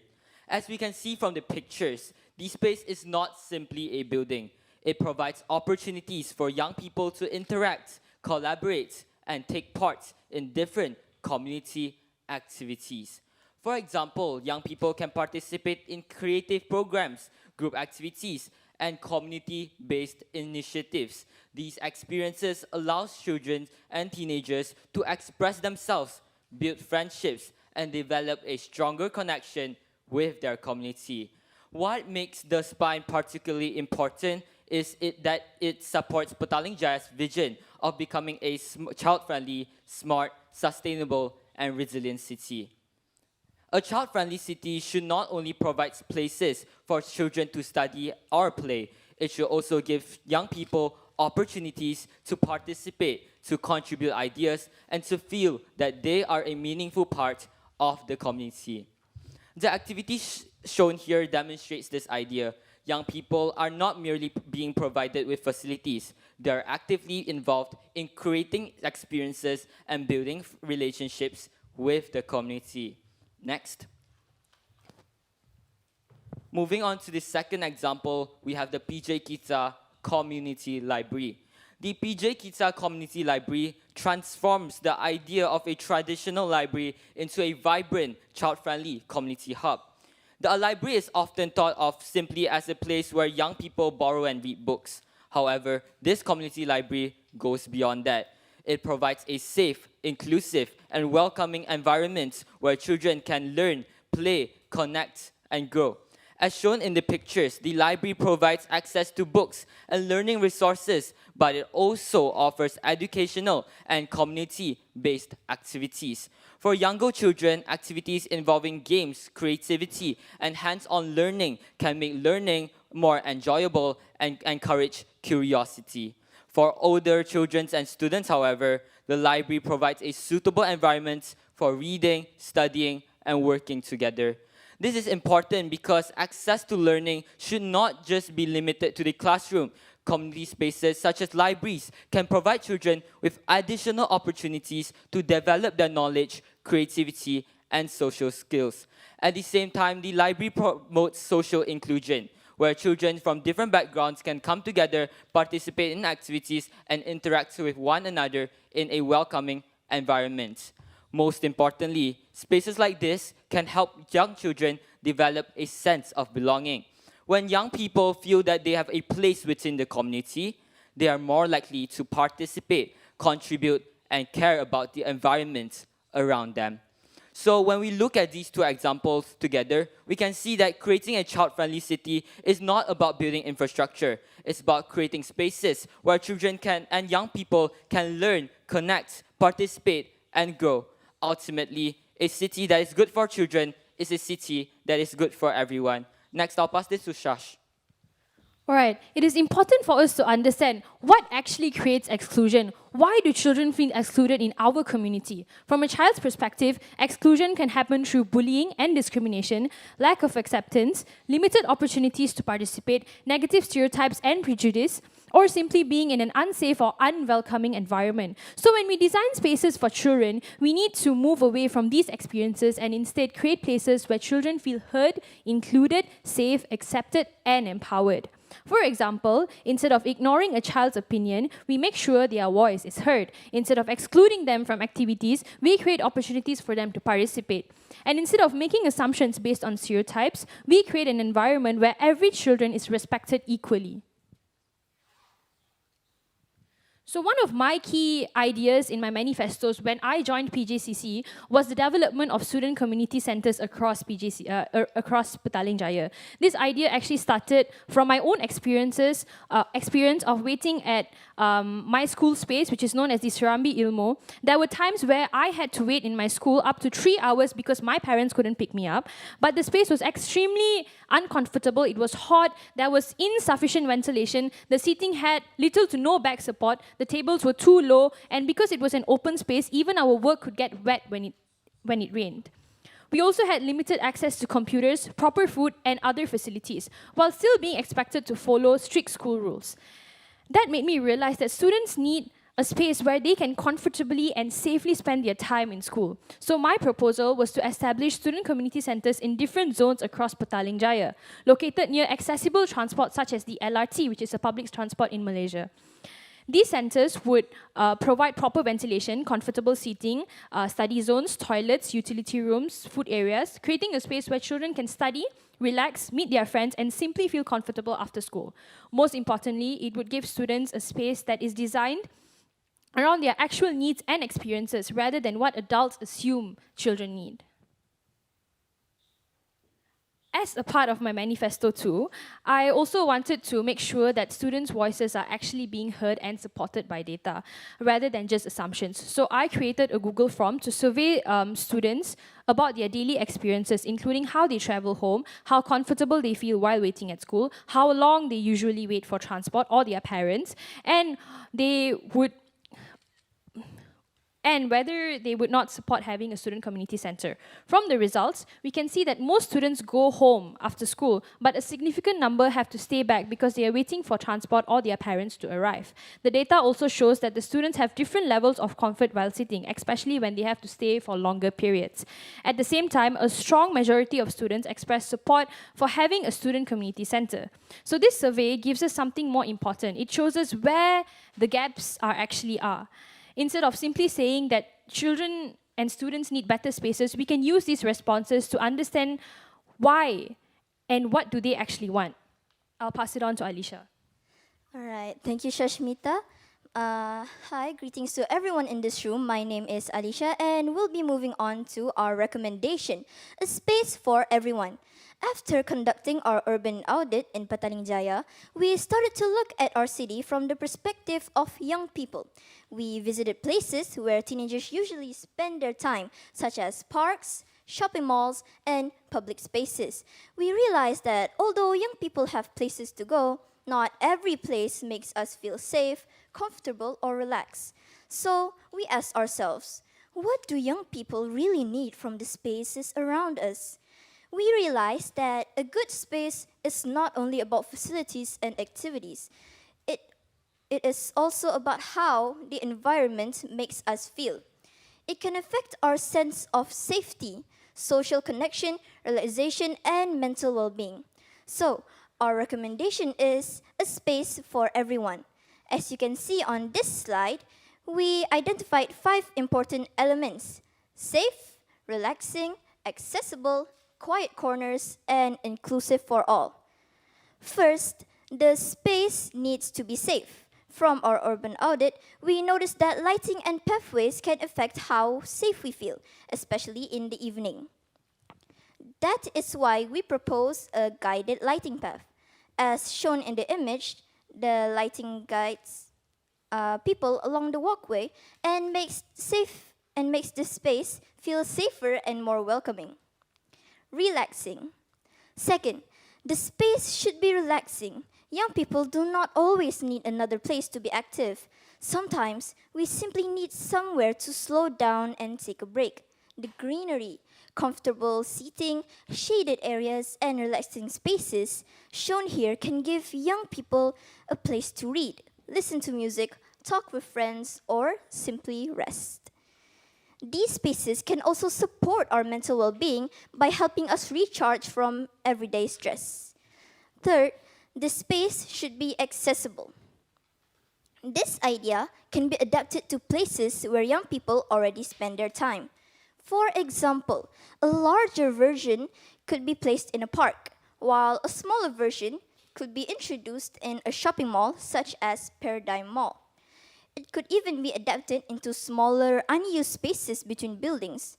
So, we can improve spaces that already exist instead of always creating completely new ones. Quiet corners. The fourth element is quiet corners. Not every young people wants to be surrounded by noises and crowds. Some of us need somewhere quiet to read, think, listen to music, or simply have personal time. As shown in the slide, these spaces give young people a choice between socializing and having time for themselves. This can be especially important for reducing stress and supporting mental well-being. Finally, the space should be inclusive for all. Young people have different personalities, interests, and ways of relaxing. Some enjoy socializing, while others prefer quiet spaces or nature. So, instead of creating one fixed type of space, we should provide different choices for different needs. Some people refuse to seek help from others. They think that they're fine and unbothered by what's happening to them. But the reality is that they actually have no place to go. They don't trust others. They choose to heal by themselves.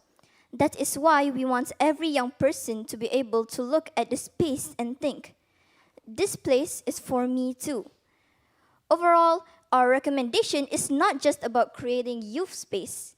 It is about creating an environment that supports safety, connection, relaxation, and mental well-being. And this leads us to a bigger question. What does a truly child-friendly city look like? For us, it is a city where young people have places where they can feel safe, connected, included, and that they belong. This is also what we hope to explore and learn more about through our experience in Tokyo. I'll pass it on to Ruplin. Good evening, everybody. I'm Ruplin, and I'm the president of the Petaling Jaya Child Council. So throughout the presentation, our group has shared who we are, where we come from, the issues that matter in Petaling Jaya, and some recommendations. But I think the most important question, and something I will be adding on from Alicia's presentation, is what kind of city do we actually want to live in? For us, a child-friendly city is not simply just a city with like playgrounds or parks. It's a city where a child feels safe walking home. A city where a young person with a disability can move around without being left behind. A city where every child, regardless of their background, feels like they belong there. And most importantly, it's a city where young people are not only talked about, but they are talked with. This is why the issues that matter to us are so closely connected.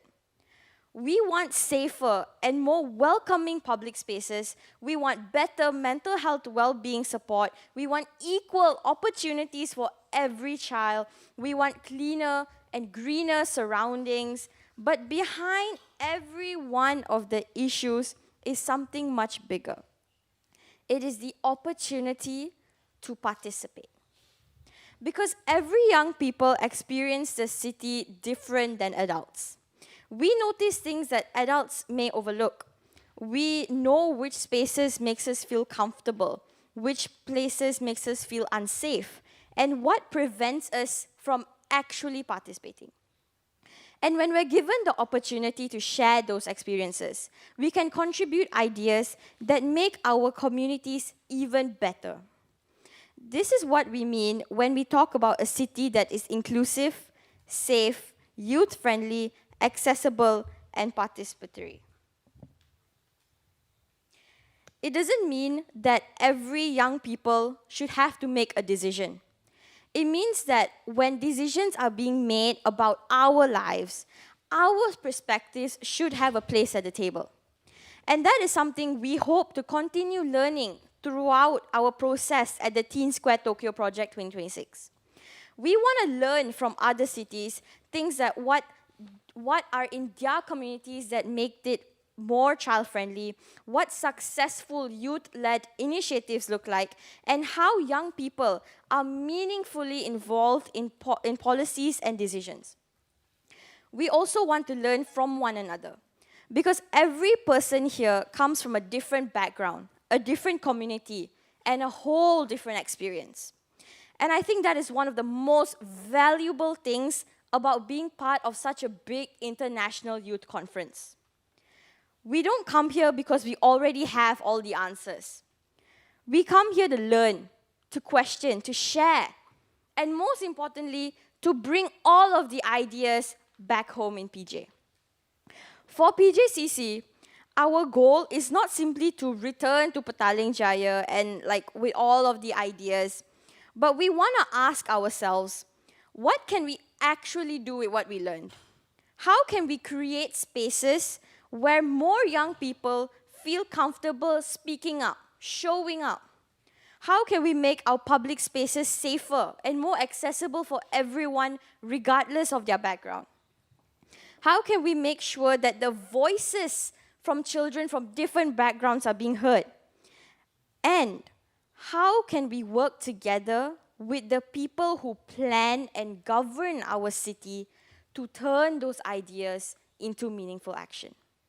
Because ultimately, the issues that matter to us today shape the city that we will call home tomorrow. And the future is not something that adults always have to build for us. It's something that we should be building together. So on behalf of the Petaling Jaya Child Council, thank you for giving us the opportunity to share our city, our experience, and our vision of it all with you. We come here from Petaling Jaya with ideas. We hope to leave Tokyo with new ones.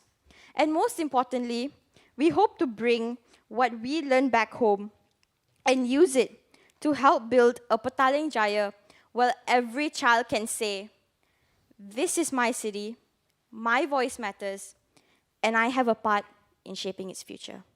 Thank you very much.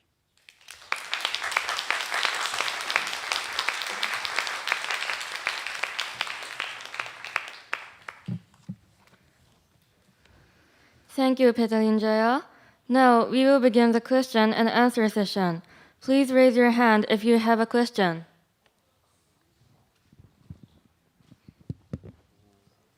Hello, I'm Tom from Niseko.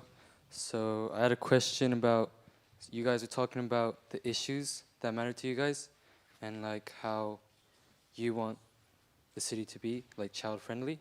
So I was wondering if there's any things that you're doing, like any projects for that to actually happen. Thank you.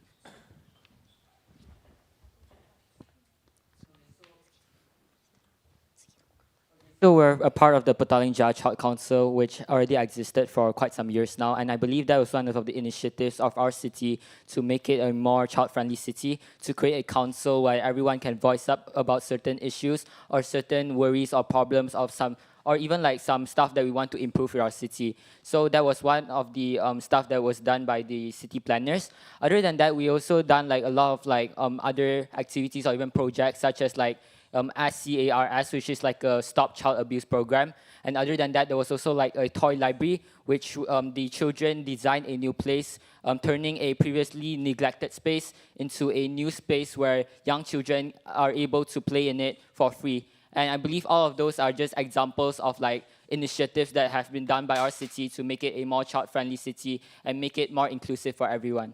Thank you. Thank you.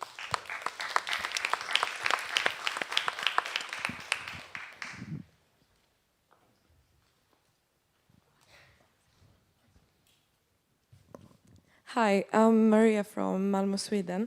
And kind of a follow-up on his question. When you have an idea, how do you bring it to life? What's the first step you take?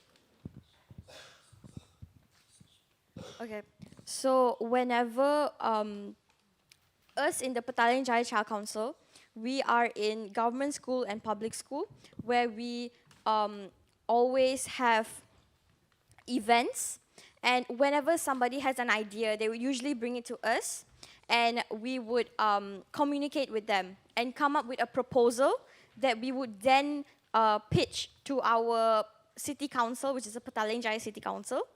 And from there, we would have meetings together to try and figure out a feasible approach to whatever solution or whatever event that they want to have. And we'll move on from there. Yeah. Thank you.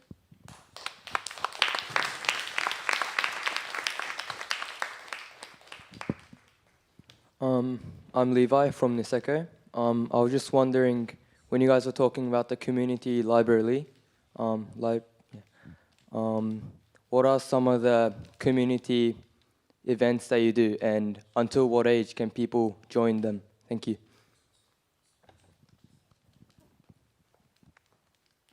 Okay, so other community events that we had is, so in Malaysia we have 3 races, which is like Indian, Chinese, and Malay, and we have many more as well. So we had Chinese New Year celebration, and it was inclusive for everybody from baby till old age. Everybody was included, and yeah, that was one of the things that we have done this year.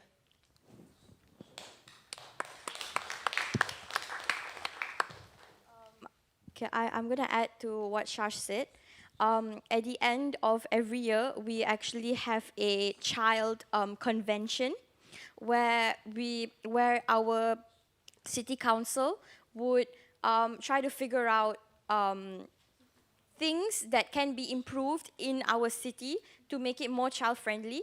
And from there, we work together with so many adults and so many other organizations, including UNICEF and multiple NGOs, to make Petaling Jaya more child friendly.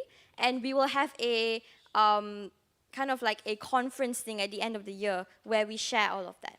Yeah.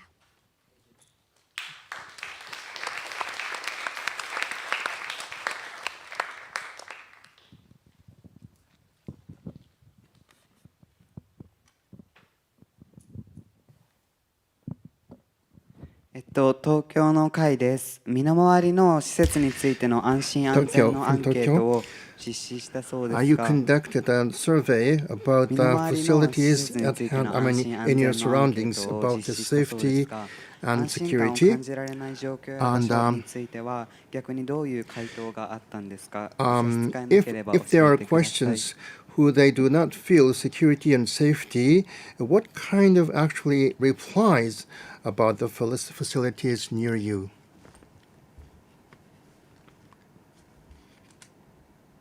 I'm sorry, could you repeat that question?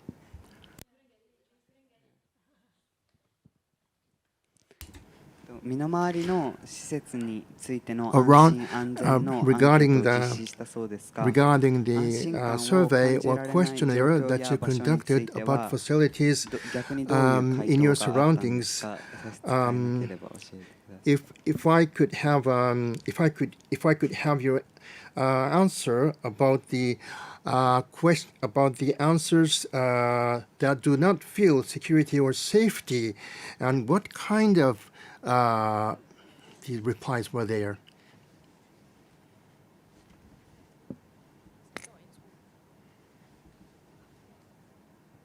Okay, so in the survey, we didn't really include on the safety protocols or do they feel safe or unsafe about the community center. But if I had the opportunity to have this community center in PJ, then we would definitely have many safety protocols and provisions to be able to establish that.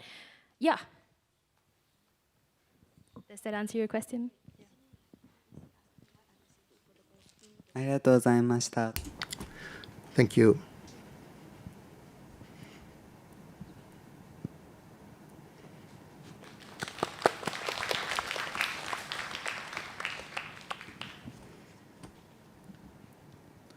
Hello. Hey. Khaled, Malmö.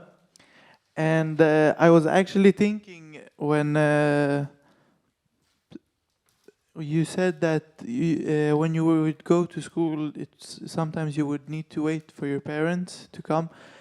And I was wondering, is there public transportation, or is it maybe unsafe? And if it is, wouldn't it be good to maybe establish something like NPO? Hey, thank you for that question. About public transportation, we do have public transportation in Malaysia, especially in PJ. Our network is pretty diverse, but there are some connectivity issues. For example, sometimes students do complain that the walkways may be dented, or sometimes, especially for elementary school students, a lot of times it is difficult for them to get to these public transit stations, and also, it also depends on the trust of these children's parents, and so usually that sort of becomes a factor as to why public transit isn't really an option for these children. However, I do think one of the ways to overcome this is to improve said issues. That's kind of why we're here as the Child Council, to listen and to fix and find solutions to these problems. And then after we fix these issues, we also have to fix that stigma, that public stigma that public transit is unsafe. And yeah, thank you so much. Wait, adding on to Sid, the reason why students actually wait in school in Malaysia is because we have something called a van. So Yeah, school bus. No, it's like a school van. Basically, the van comes on its own time. So if it comes on 3 o'clock and your school ends at 1, you have to wait for 2 hours for the van to come and pick you up. So that's where it really clashes when it comes to like waiting in school.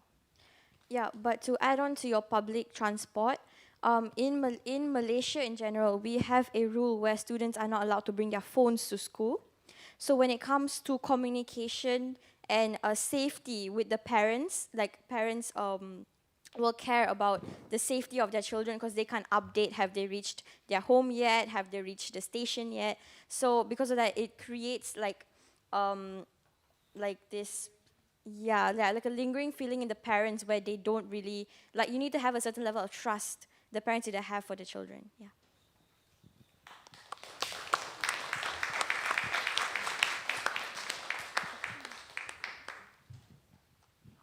Thank you for your presentation. I'm Michiko from Tokyo. How do you think we can specifically create a safe place for children using social media?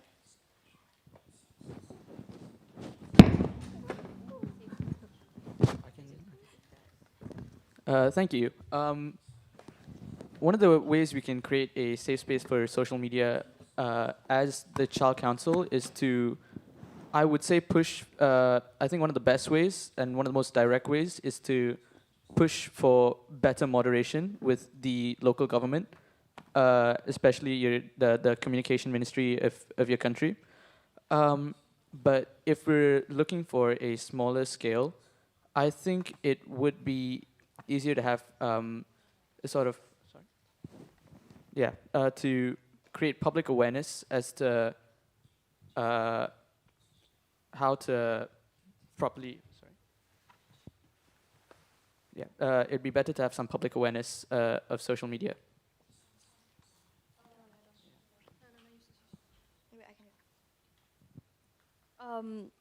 But adding on to what Sid is saying, in Malaysia, we have a rule where for you to have Instagram, especially, you have to take a photo of your identification card, and you have to be 16 years and older for you to have a social media account. So this causes quite a limitation for us to create a change through social media. But nonetheless, our council will come up with solutions to this problem, and hopefully we can overcome them. Thank you. Thank you.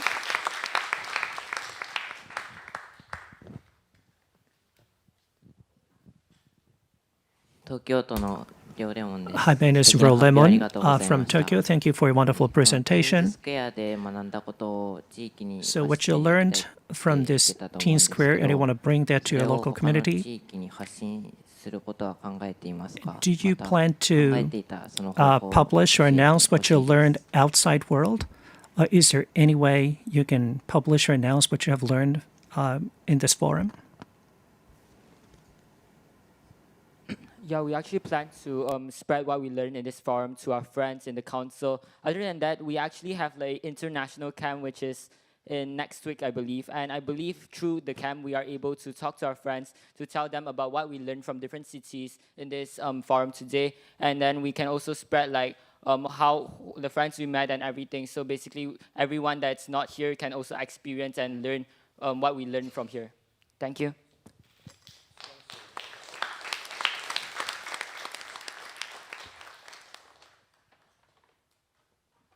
Thank you for your wonderful presentation. My name is Nao from Miyoshi. So everybody can relax and be yourself. And if you want to create spaces other than as social network services, what kind of places would that be? Places where you can feel yourself, you can relax, other than social media spaces.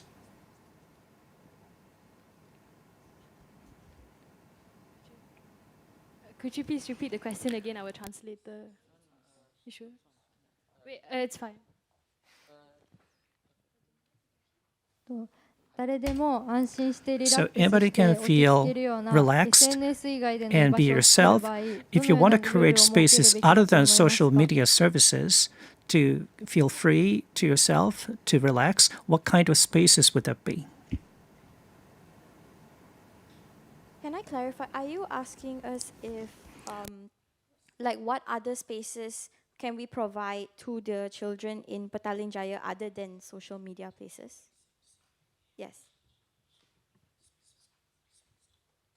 そのようなルールにルールを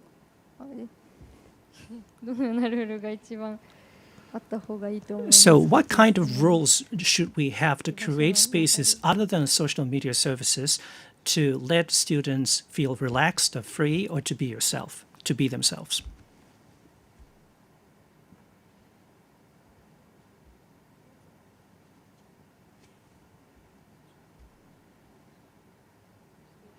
I think for rules, the main priority is just safety. In terms of like what in the digital world we live today, there are certain risk factors that we need to think of before before the children actually gets online and create a safe space for them. And I believe that's one of the factors. And recently, what Malaysian government has done is to, like Ruplin said, we had to take a photo of our identification card to ensure that we are 16 and above. And if we are not 16 and above, we will have a certain restrictions to social media. So yeah. Yeah, but for other than social media, there's other like community centers, like I mentioned the spine as well as the community library. Those are safe spaces for children to actually spend time and interact with one another. Thank you. Sorry, and to add on to that, within these spaces, we'll probably have a moderator to oversee what's going on. And so if there are any incidents where students feel like they are not able to be themselves or they get bullied for being themselves, there are obviously moderators who can oversee that and maybe inform their parents or other disciplinary actions if possible. Thank you. I'm sorry, but are you asking what we plan to do, like what we plan to do for the children to feel safe and relaxed other than social media?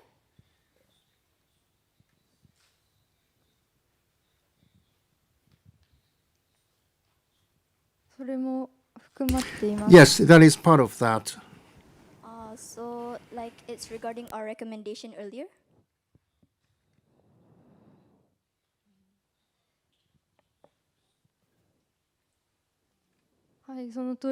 That's right. So actually we plan to, like, since we've surveyed from children, we asked them, what kind of space do you want?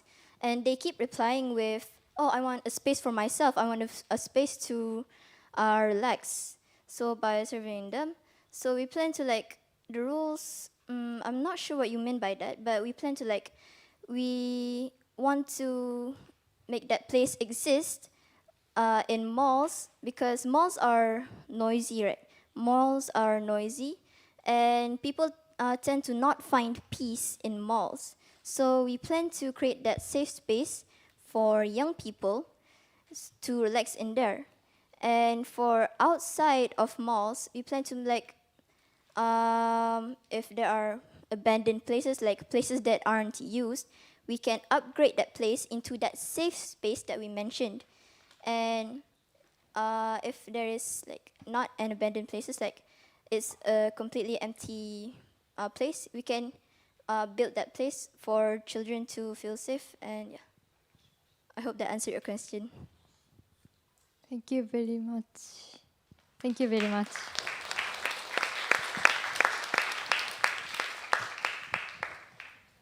Thank you very much.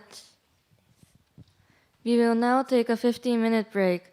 The next presentation will be given by Tokyo at 5:10. Please return to your seats by that time.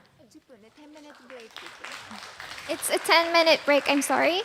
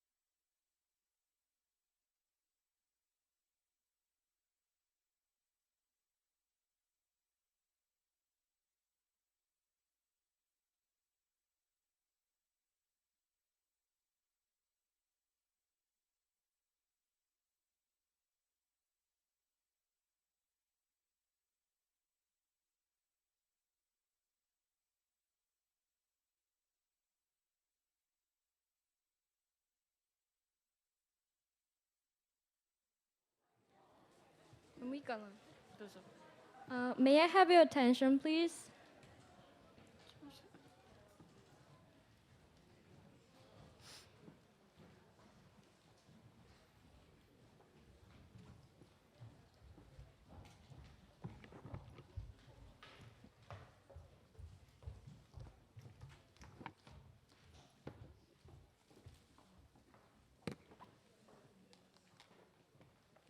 Welcome back, everyone. And now the group from Tokyo will give the final presentation.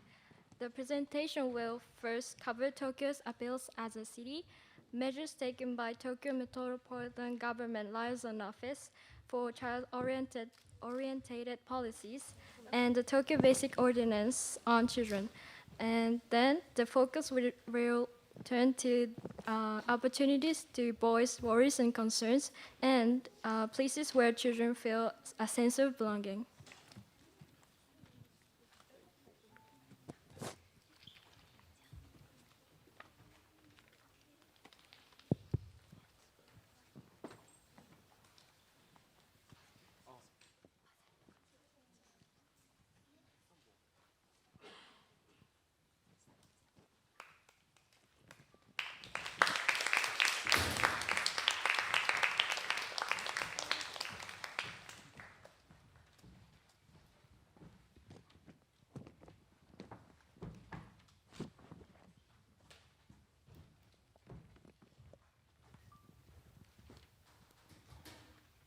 Hello everyone.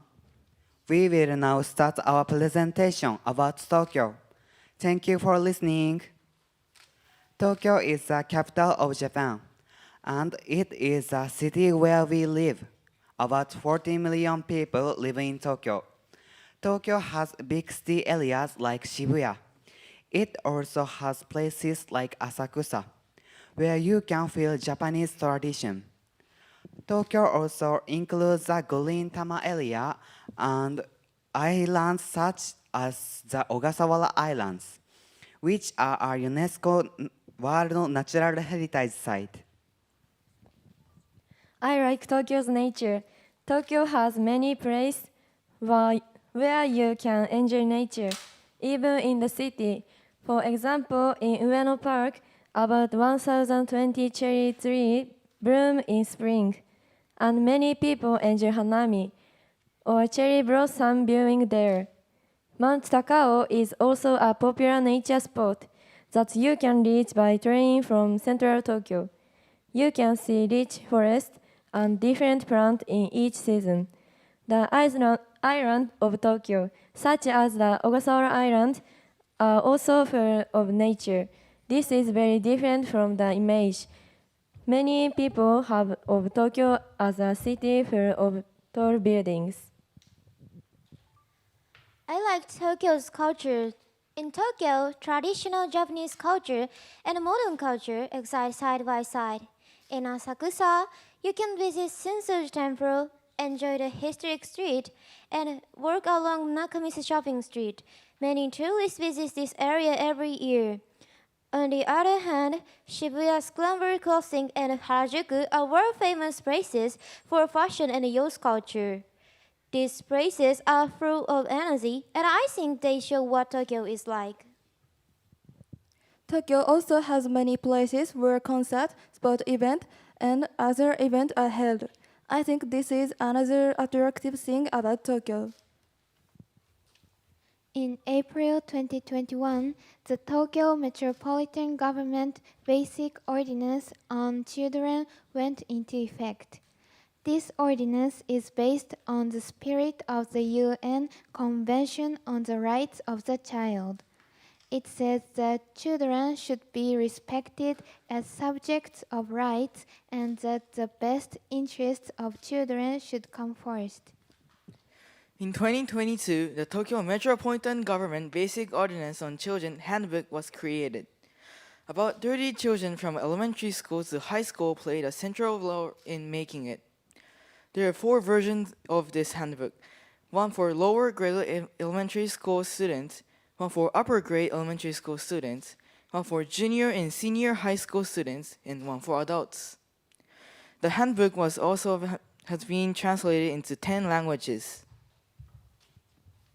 In 2023, an explanatory video on the Tokyo Metropolitan Government Basic Ordinance on Children was produced.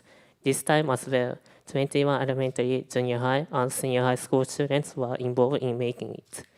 Based on this, Tokyo is working on many projects related to child-oriented policies. We would like to introduce some of them.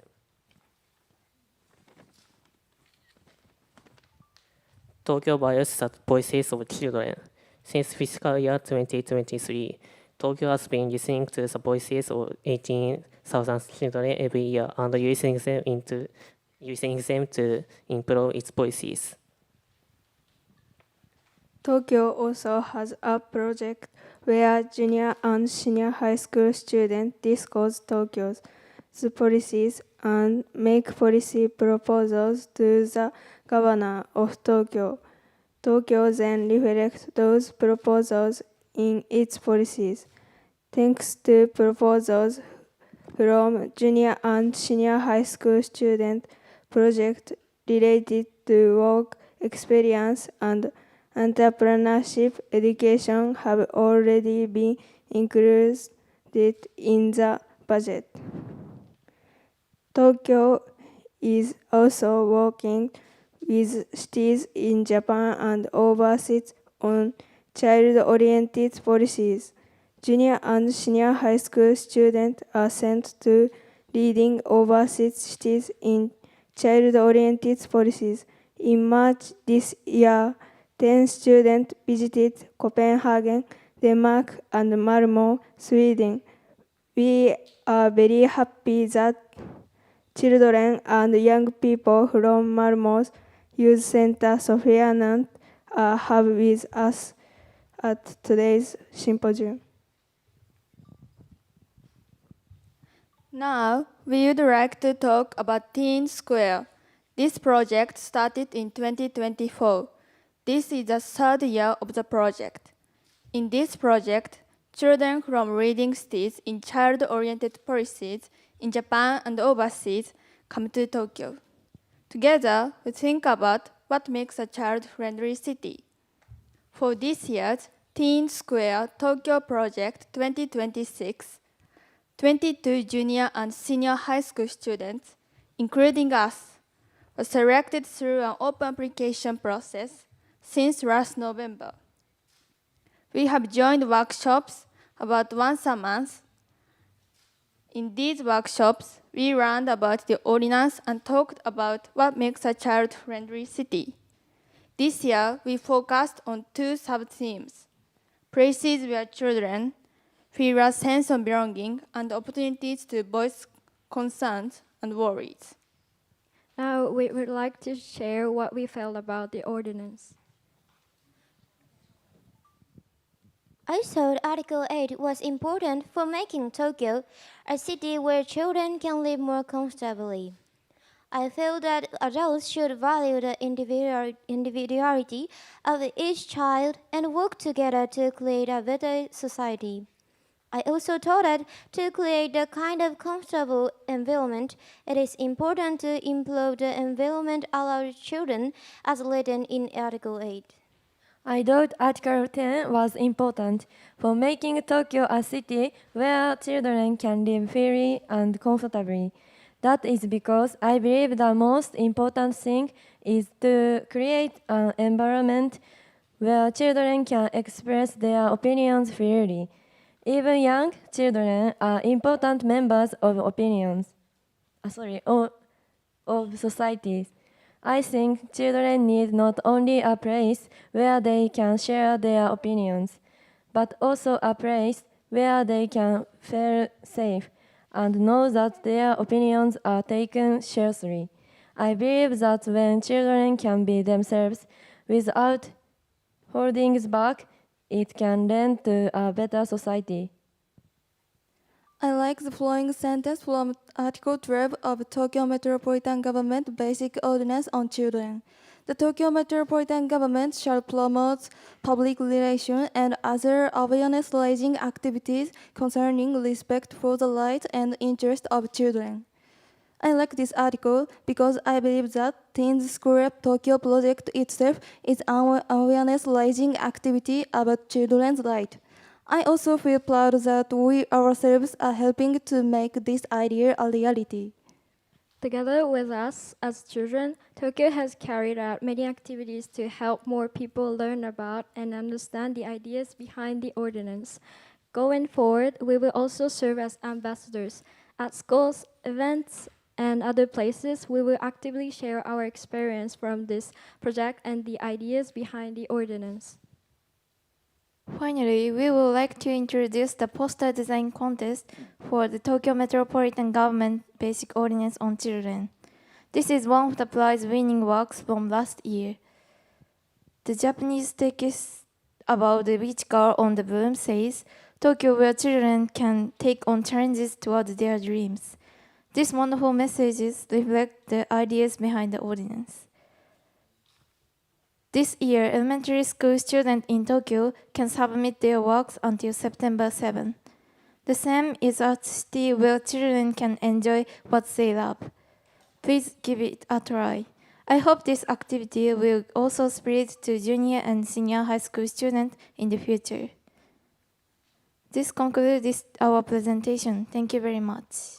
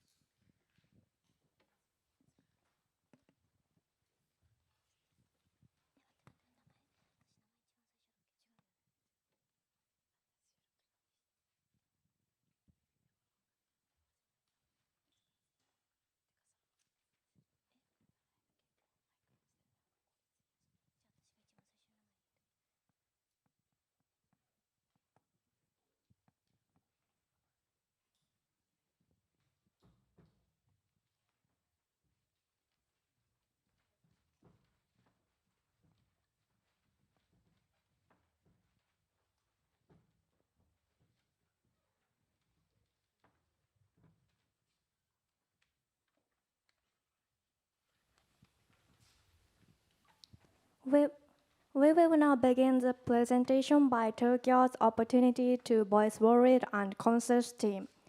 First, we will introduce the under 16 team for age 13 to 15. I'm Hyoi-chan. I'm Mei. I'm Kokoha. I'm Kai. I'm Naruto. I'm Yumeka. Next is the under 18 team for age 16 to 17. I'm Ao. I'm Asa. I'm Reiju. I'm Ryu. And I'm Kotoha. Before we begin our presentation, we would like to ask everyone here a question. When you feel anxious or worried, do you talk to someone about it? That person could be a family member, a friend, a teacher, or a school counselor. It could also be something like a chat consultation service or AI. If you talk to someone or use something when you feel anxious or worried, please raise your hand. The Tokyo Metropolitan Government Basic Ordinance on Children includes the audio content on this slide. Support for children when they have worries or anxiety is one of our rights. We think this is a very important theme. Since last November, we have been learned about this theme in the Teens Square pre-workshop. From Tokyo, we learned about the Youth Chat initiative. Cute Chat is Tokyo's free and anonymous chat consultation service for children and parents raising children. It gives them a place to talk about their daily worries and anxiety. We also learned about how people our age use the internet. From experts, we learned about stress management. We learned how to understand our personality type, notice our own stress, and organize our thoughts and feelings. We also learned about assertion. Assertion means not only respecting others, but also respecting ourselves. It also means telling others what we want without hurting them. Now, we would like to explain what we thought about and the actions we came up with ourselves. When you talk to someone about your worries or anxiety, what do you want from that person? When we talk to someone about our worries or anxiety, sometimes we want a clear solution. At other times, we just want someone to listen and understand how we feel. But the person we talk to does not always respond in the way we hoped. When their response is different from what we wanted, we may feel even more worried. We may even start to think there's no point in talking to anyone. We thought this was a problem, so we split into two teams and discussed possible solutions. First, we will present the under 16 team's idea. We thought it would be useful to have a tool that guides us as to the kind of support we are looking for. This kind of tool can prevent a mismatch between what we want and the response we receive. It may also help us find support earlier and feel less worried. Our system and how we want to share it are as follows. We asked what kind of worries and concerns people our age have. Then we sorted their answers into different categories. Next, we used the internet and other sources to research what kind of consultation services are available. Since people our age often ask AI for advice, we focused especially on online chat service for each type of concern. We asked the same question and summarized how each service responded. We would like to share what we found on social media so that people our age can learn about these services. By doing this, we think there will be fewer mismatching between the support people are looking for and the support they actually receive. We also think this can help people feel less worried. This is what we have created so far. We made a yes-no chart for people who do not know which consultation services may be right for them. It is still in progress, but we think a chart like this could guide people to a consultation services that suit them.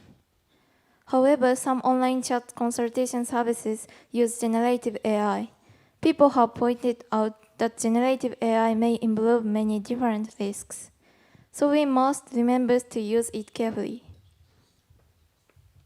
As a U18 team, we focus on what we can do when someone comes to us with their worries and anxieties. We try to prevent a mismatch between what the person needs and how we respond by thinking about and practicing better way to listen and respond. For example, when a family member or a friend talks to us about their worries, we want to be there for them. But sometimes we do not know what to say or how to respond. As a result, there can be a gap between the support they need and the way we try to help.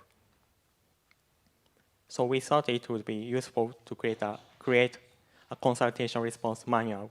In other words, it would be like an instruction manual or トリセツ in Japanese. for how to respond when someone comes to us with their worries. To create this manual, we first sort worries into different categories. For example, we classify common worries among junior and senior high school students, such as school, family, studying, and friendships. Next, we think about what the person needs.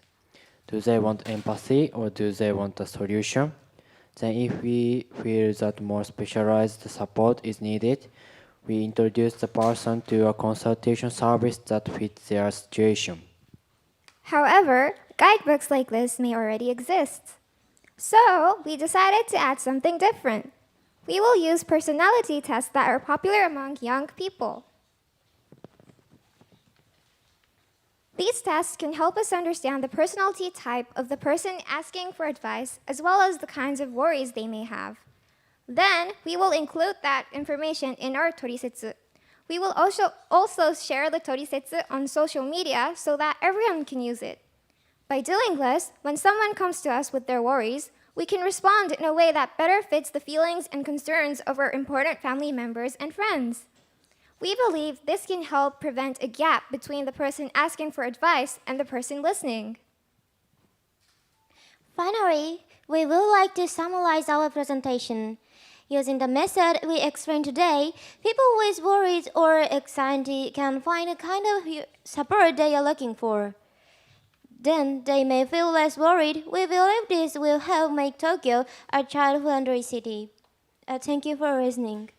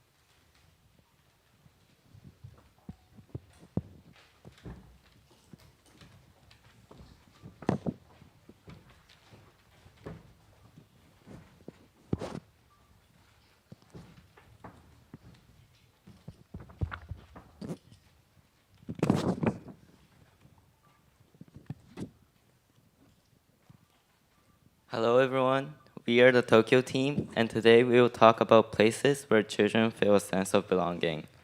First, I'll introduce the U16 team for ages 14 to 15. I'm Yugo. I'm Yuki. I'm Sugaga. I'm Hyaken. I'm Ryoremon. I'm Emmy. Next is the under 18 team for ages 16 to 18. I'm Saki. I'm Michiko. I'm Ayane. I'm Yoshu. I'm sorry. We'd like to ask everyone a question. Do you have places where you feel you belong, other than at home or at school? If you do, please raise your hand. Thank you. Article 7 of the Tokyo Metropolitan Government Basic Ordinance on Children says that Tokyo should create places for children to play and places where they feel they belong. We think this is a very important theme. Since last November, we have been learning about this theme in the Teen Square Play Workshop. We visit the place shown on this slide and learned about different efforts to create places where children feel they belong and why these places are important. Now, we would like to explain what we thought about and the action we come up with oversolves. First, we will present the under 18 team's idea. In this presentation, we define places where we feel we belong as places where each person's respected, our wishes are respected, and where we can be ourselves. Not many people have places where they feel they belong, but for us teenagers, these places are very important. This is because They are important because they help us build relationships with others as we grow and become society independent in the future. Also, for us as adolescents, we need places where we can feel safe, even when it becomes hard to stay at home or at school. This is the junior high school and senior high school students version of the Tokyo Metropolitan Government Basic Ordinance on the Children Handbook. It says, "It makes me sad to feel like I don't have any places where I belong, either at home or at school." However, there are not many places where junior and senior high school students feel they belong. Even when such places exist, not many people our age try to go to a place other than home or school. One reason is that many of us do not know about these places, even if they are easy to use. As a solution, we came up with the following idea. First, we researched places for junior and senior high school students within our daily activity areas, such as near home or school, and sorted them into categories. Then, we summarized information such as who can use each place, opening hours, and how to use it. After that, we created a digital map and added the social media URLs for each place. We also shared information on social media about what people can do at each place and what makes each place special or attractive. By doing this, we think we can learn more about the places available to us and use them more casually. As shown on this slide, Suginami World has created a map that summarizes information by area. It shows the features of places for children, the target age group, and how people can spend time there. This map is available on the city's website and as a paper flyer. We think it would be good to have something like this for junior and senior high school students in the area where we live. Next, we will present the under 16 team's idea. In this presentation, we define places where we belong as places where junior and senior high school students or people aged 12 to 18 can play freely. We feel that Tokyo does not have many places where people our age can play freely. Even as junior high school students, we still want to play on swing in parks, play board games casually, in parks or in our neighborhood, and play tag. When we were in elementary school, parks felt like a place where we belonged. But after we entered junior high school, parks started to feel different. When I was playing on swing in parks, a person with a small child told me, "Parks are for little children," and I was told to leave. Another time, I was playing with my friends in the morning, and someone called the police, maybe because they thought we were gathering to do something bad. I am on the basketball team at my junior high school. I want to practice basketball on my own near my home, but there's no here to do it. In parks and other places, playing with balls is often not allowed. Some people might say that I should reserve a gym, but I do not want to do something that formal. I just want a nearby place where I can casually practice. Adults, do you think only small children want to play? We junior high school students are growing taller and styling look more like adults. Maybe that is why people do not understand that we still want to play. When we do something together, people may think we are getting to do something bad or making noise. Of course, we understand that parks are for everyone. There are many places where we can stay if we pay money. But we are still junior high school students, so it is difficult for us to use place that cost money. Some people may think school can be one of the places where we belong, but schoolyards are often used for club activities, and it can be difficult to use them for other purposes.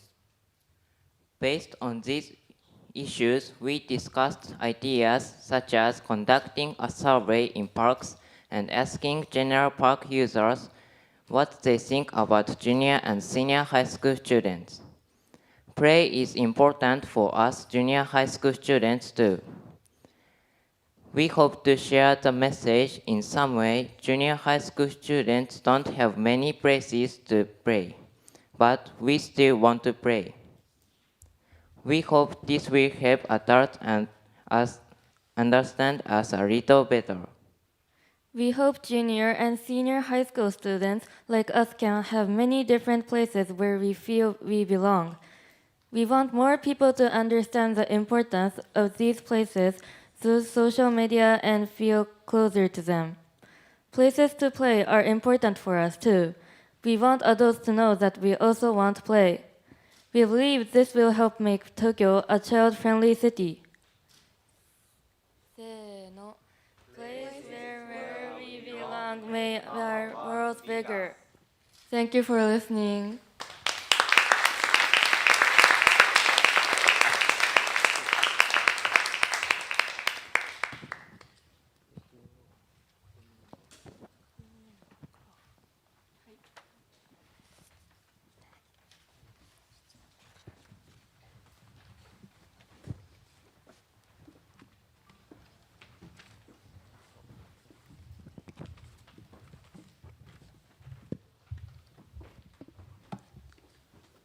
Thank you very much.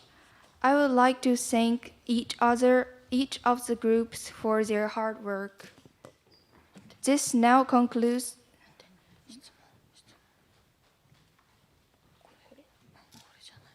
Sorry. Thank you, Tokyo. Now we will begin the question and answer session. Please raise your hand if you have a question.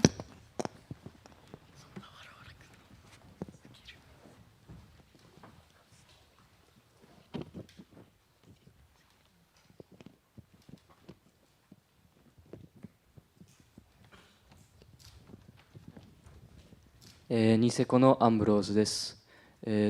先ほど中高生の公演の利用についてなんですけど、それを発信していきたいって言ってたんですけど、どのように発信していくつもりですか？どのように発信していこうと思っていますか？ The high school and mid school students, and you said you were thinking about the publicizing or sending message そうですね。やっ to ぱ the り world. How are you going to do やっぱ that? り僕たちは中高生世代を対象に向けた Yes, 公演の利用を目的しているので、 we're 中高生がよく thinking 使うよう about な the インスタグラムだったり、parks aimed TikTok のような at SNS を利用したり、中高生が学校に行く際に高校だったりとか、そういう中高生が集まる場での発信や、あと他にも大人たちからの目線も変えたいので、大人にも伝わるように also 発信をしていき aimed たいなと考えてい at ます。 adults as well, because we want to change the views of the adults as well. Thank you.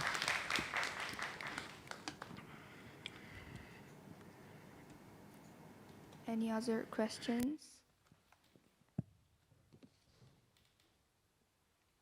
Miyoshi, any questions?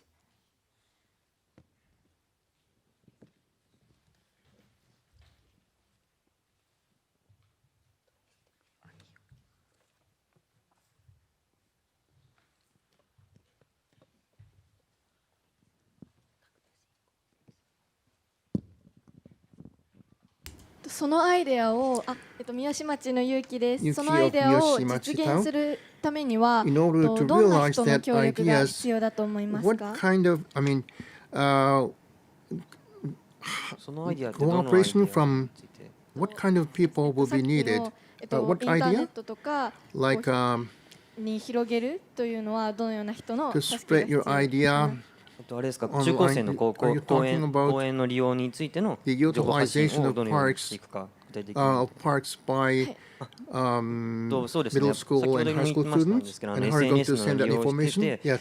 全体的に伝えたいことについては、さっきのスライドにもあったように、 As we 中高生自体も遊び reported たい in とい the う気持ちを slide 持っているっていう previously, のが、yes, 僕たちにはありまして、そういう人たちが本当にどんなにいい middle の school か and っていう high 情 school 報を集めた students り、 want 実 to 際大人 play にも in the 伝わるように park, するためには、 and we want to collect 僕たちだけの発信 information じゃな for くて、 the 行政などの力を借りた for the り youth, して、 and also we want 発 to 信できたら send なと that 考えていま message す。 to ま the たさっきもちょっと adults 言ったけど、小 by 学生に向けての発 having 信もあったらいいのか cooperation なと思 from っていて、 the 子供にも local 分かりやすいよう governments に発 and 信したり、 also 他 to の the 学校と small の協力 children などを like したいなと考えてい elementary ます。 school students, and we want to cooperate with other schools as well, and so that it will be easier for small children to know about Any that. other questions?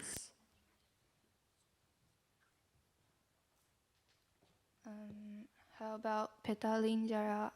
Any questions? Then Malmö. Okay. Thank you very much. Sorry.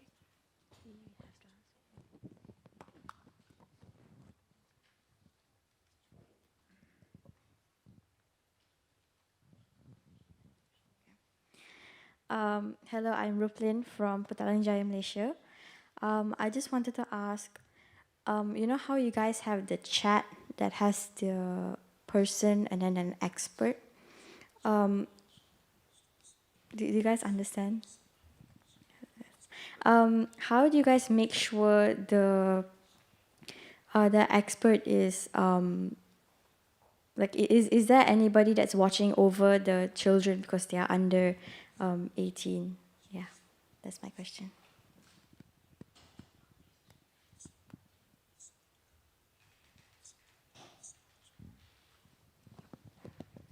I'm going to speak Japanese. Please use your earphone translation.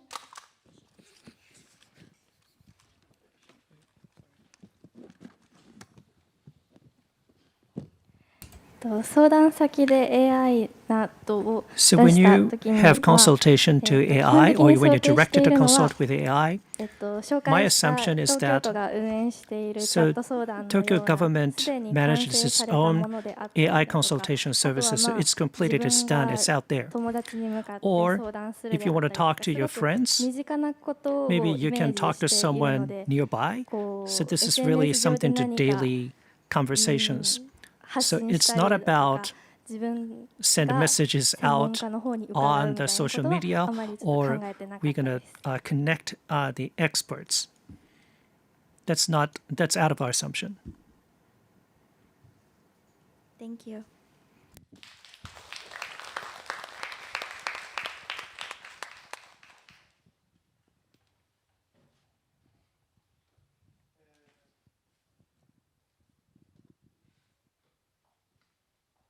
Khalid, Malmö. What are some ways that you ensure safety and security for, yeah?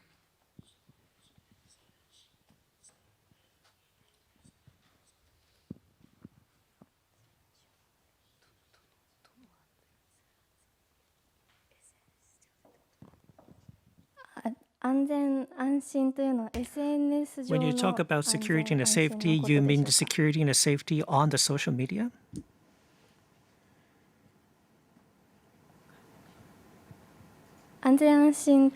So when you talk about security and safety, you mean security and safety within the social media space? Yes.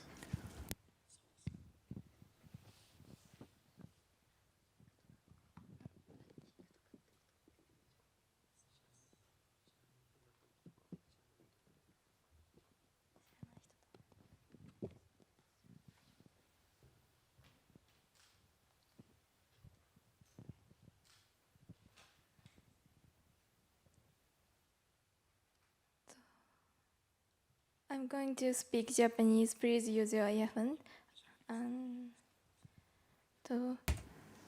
私自身が考えている SNS 上の安心安全という So の in は order to ensure safety and security within the social media 日本では space, I think is 他 that の国と違って in 日 Japan, 本子供たちの Unlike other SNS 利用はあ countries, まり制限されていなくて、インスタグラム we're などの not 年 that 齢制 much 限はあまり limited な when く、私たち自 when 身 it 高 comes 校 to 生たちは自 using 由に使っていま social す。 media. そ So の high 上 school で students can もちろん出 freely 会ってしま use う、 social media 危険なと services. ころに出会ってし And ま of うのは course, there are 自 some 分の risk 責任でもあり factors, ます but し、 it's your そ own れは保護 responsibility 者 to の方たち avoid と those 相談 risk して、 factors. So 自 you 分 need た to ち talk で to your ルー parents, ル you を need to 決め talk to your て、自 guardians, 分で you ル need to ールを come 決 up める with 意味 rules は by talking 安 about 心安全 those を守る things with で your はないかな parents or と思いま guardians. す。 That's how to ensure safety and security within the social media space.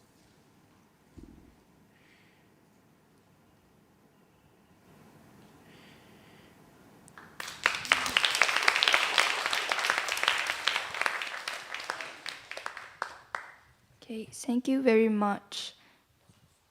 This concludes the presentation by the cities. Next, we would like to invite Dr. Kinoshita to provide feedback on the presentations.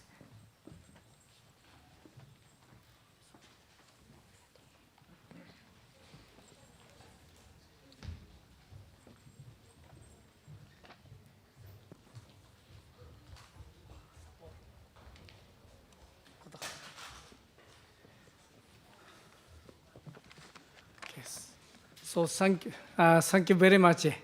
Great presentation. I am very much inspired. And so this time the main issue is the place you feel belongingness. So for that, the many words came, yeah, safety, protected, yeah. But so for me, I'm too old to think about the future. You have such a hopeful future to think about today's situation in the world and in Japan. Also, recently we had happened in Tokyo, Chiba area, strong rain, the people died. Extraordinary, such kind of crisis, climate crisis. Of course, such kind of issues from Sweden, the famous girl, at that time girl, Greta Thunberg, so made actions, yeah, to the world. But such kind of issues, global warming, yeah, such a world cannot solve more CO2 and such global warming, yeah. And for sustainable future, yeah, to think about such anxiety. Also, this time, from the presentation from Malmö, that's a youth center, youth work, and that activity, so many keywords, democracy. Yeah. But to think about the world, we have the crisis of democracy. Later, can you? I'll ask them. It's my word. And then, so to think of such kind of issues that in Japan, that there was this August to think about the war.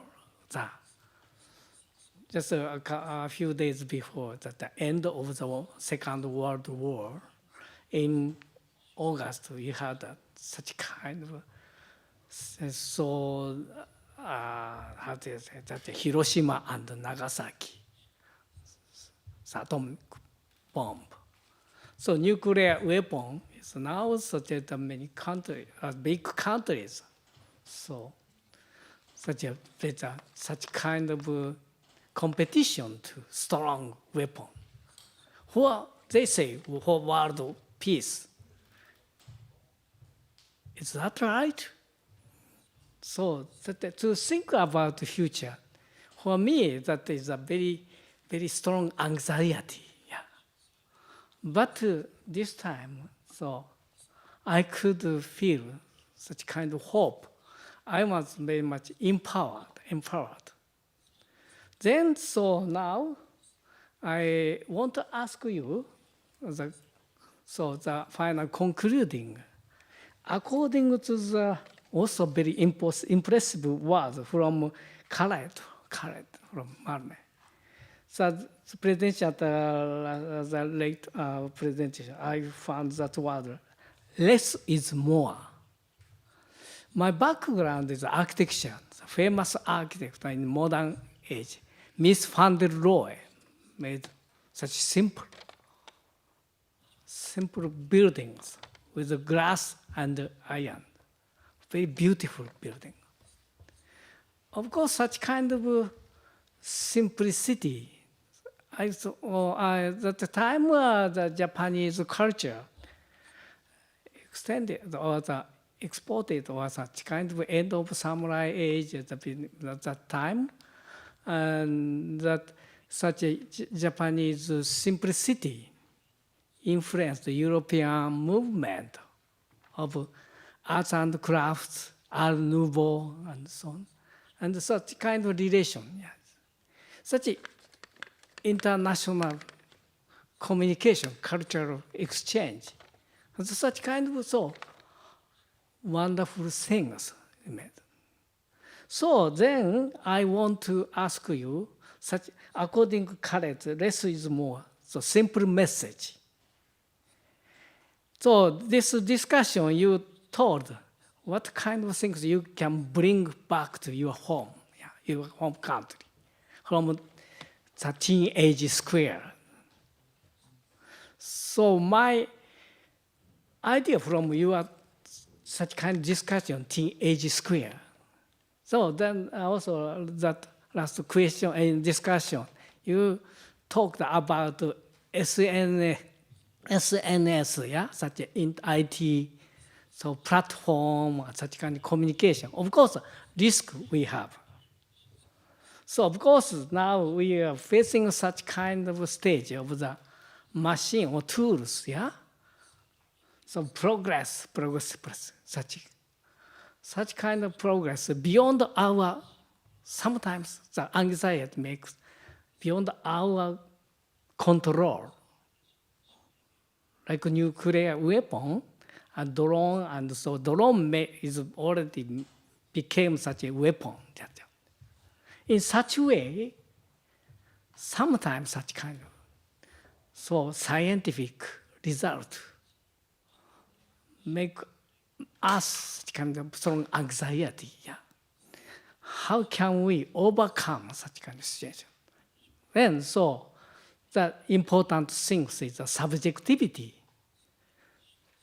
How can we manage such kind of the IT, machine, AI, and such kind of progress technologies? For that, yeah, we need such a communication beyond such international so culture, such kind of whole, also many keywords I got. But before I want to talk, maybe you felt some keywords, simple message from this discussion. Then I want to ask, and your name? Kotoha will support to typing, to type your keyword. I want to ask you, okay, so what kind of a simple message as keyword? So one keyword, it's okay, one keyword you can raise, and the Kotoha list up. Okay, anyone to start? Okay.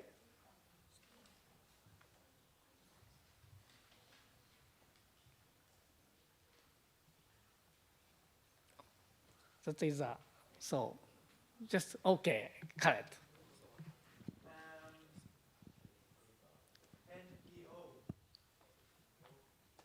NPO. Yeah, great. Okay, the other many keywords. Oh, that's you. Please.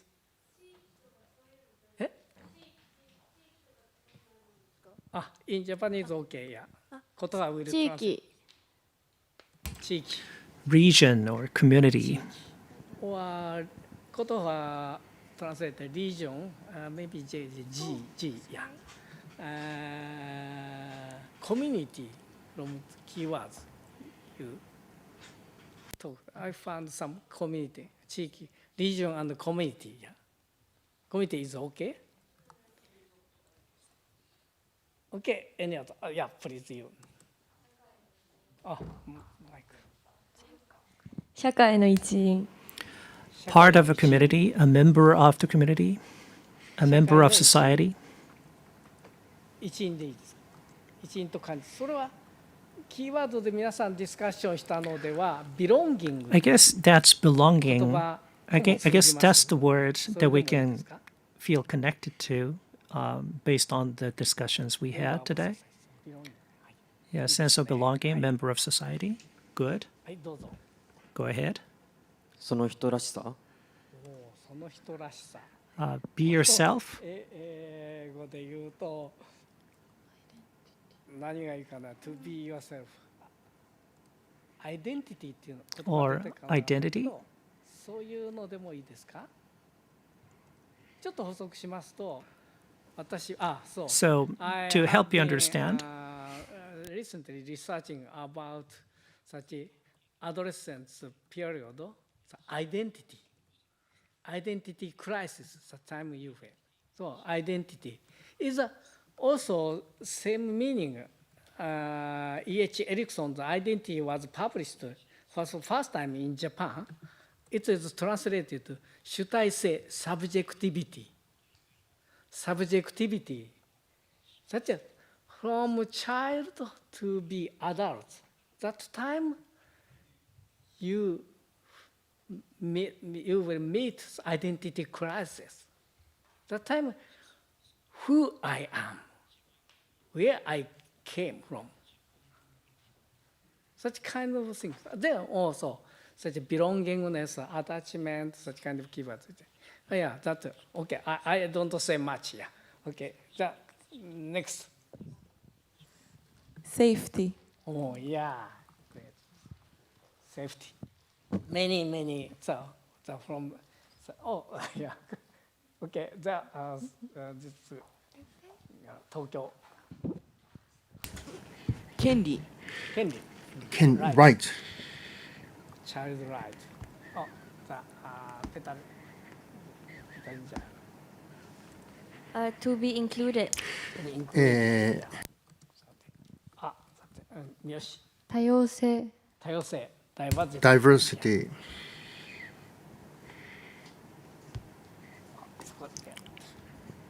opportunities Opportunity. Yeah, いいですね。Opportunity. こちら。前。どんどん出てくる。いいですね。Empathy. Empathy. 共感。Sympathy. Sympathy. Sympathy. Empathy. Yeah, empathy, I think. Wait, Empathy. Sympathy. Empathy.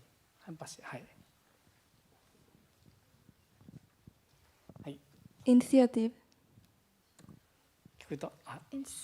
Initiative. Initiative. Am I having the right spelling? Initiative. Initiative. Initiative. Initiative. Initiative ではなくて、Initiative。Initiative. Initiative って言葉、僕も知らないけど。INI。INI。率先主導権みたいな。Initiative. Initiative. Initiative. Yeah. Exactly.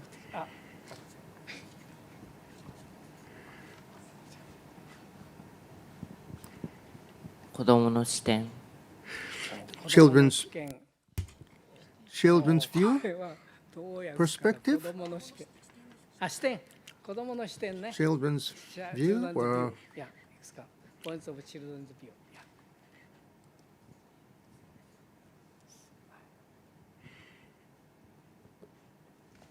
respect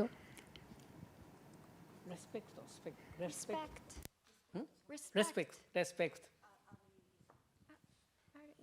そちらで手が挙がった。声を聞く listen to voice. Children and youth. 彼。マイク。Empowerment. Empowerment. Yeah, that's it. Many such words we yeah. Peace of mind. And peace of mind. Yeah, 大事ですね。Peace of mind. さあ、だんだんこういくつか出てきました。じゃあ、Yes. Have any other keywords? Oh, that's very Malmö. Joy. Joy. Joy, yeah, that's it. Not so often heard, but very important, I think.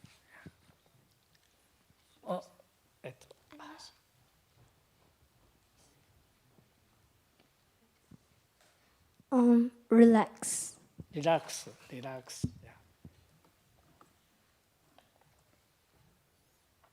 Any other?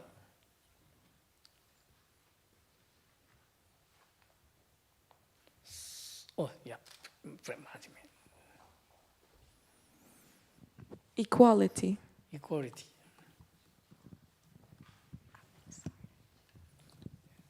Yeah. Okay, any other?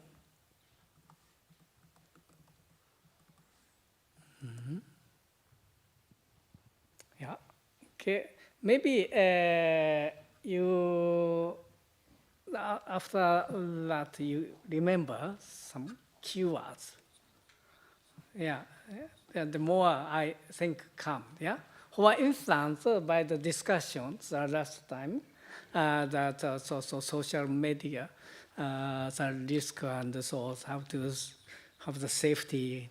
Then consultant. Yeah. Some the youth worker or adults such to support how to face with such a social media. Such is also very important. And in Japan, the suicide from junior high school, senior high school, well, from the primary school, such a, yeah, that suicide is very high in Japan recently. Among G7 countries, the top reason of suicide, top reason of the death of a teenager, the suicide is only Japan among G7 countries. There are many reasons, but one of such kind of by SNS, the bullying, some keyword, such kind of strong words to make people die. That's a tragedy of such kind of technology today. How to face with, to control such kind of item is a shared issues all over the world. Some countries, yeah, such kind of smartphone, yeah, such a prohibited until 16 years or some kind of strong rule. As we discussed in Japan, we don't have such kind of strong rule. But such kind of issues, some countries such a strong control, prohibition, and how do you feel such kind of discussion? And for that, how can we guarantee the safety? So that not only teenager, youth, also others professionals, also such a social media industries. Such kind of discussion we need, yeah.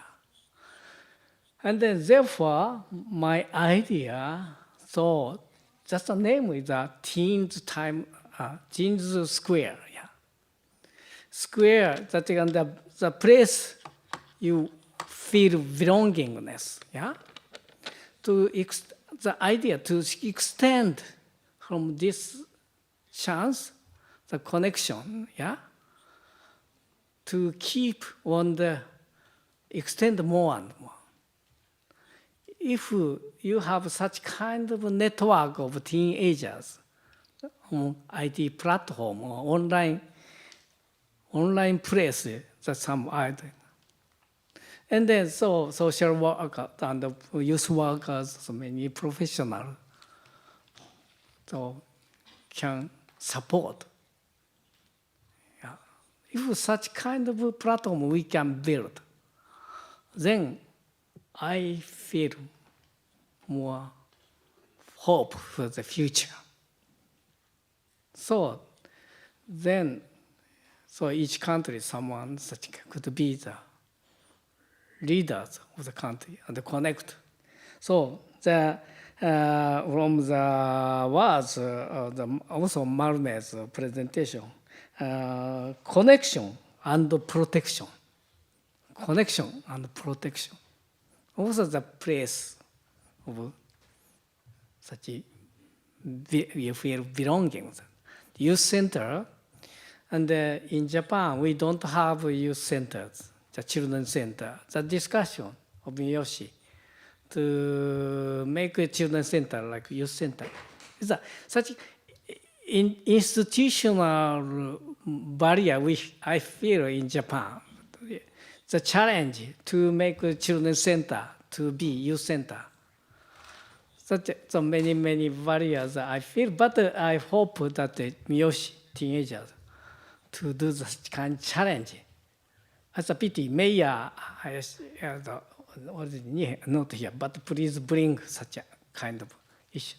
And for that, to get information from Malmö and Petaling Jaya. Also, you have center, Jewish center. Petaling Jaya and Miyoshi is a sister city. Then you could start such kind of movement in Miyoshi, so supported from Malmö and Petaling Jaya. And Tokyo, that's ambassador, so you got many experience, yeah. Such a network can support to make change. Yeah. Then I hope you could do such kind of actions, yeah. Like Greta Thunberg did, actions.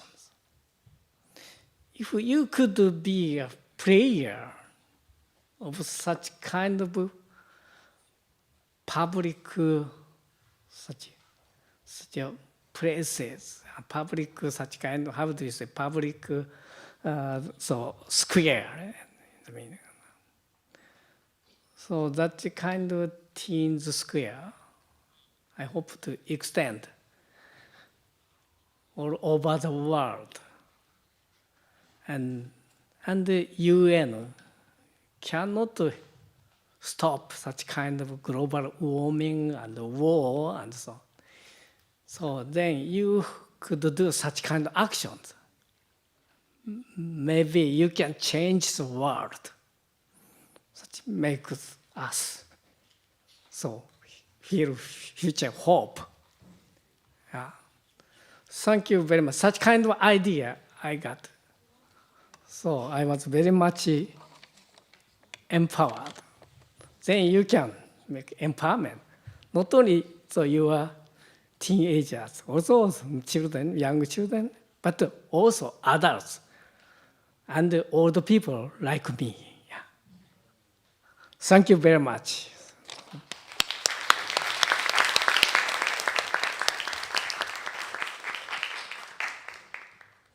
Thank you very much.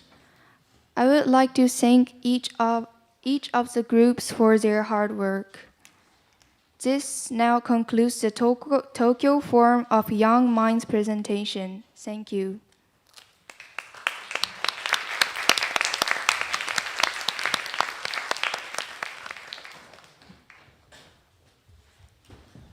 Now we will take a group photo. We would like for all the participating teenagers, Dr. Kinoshita and Director General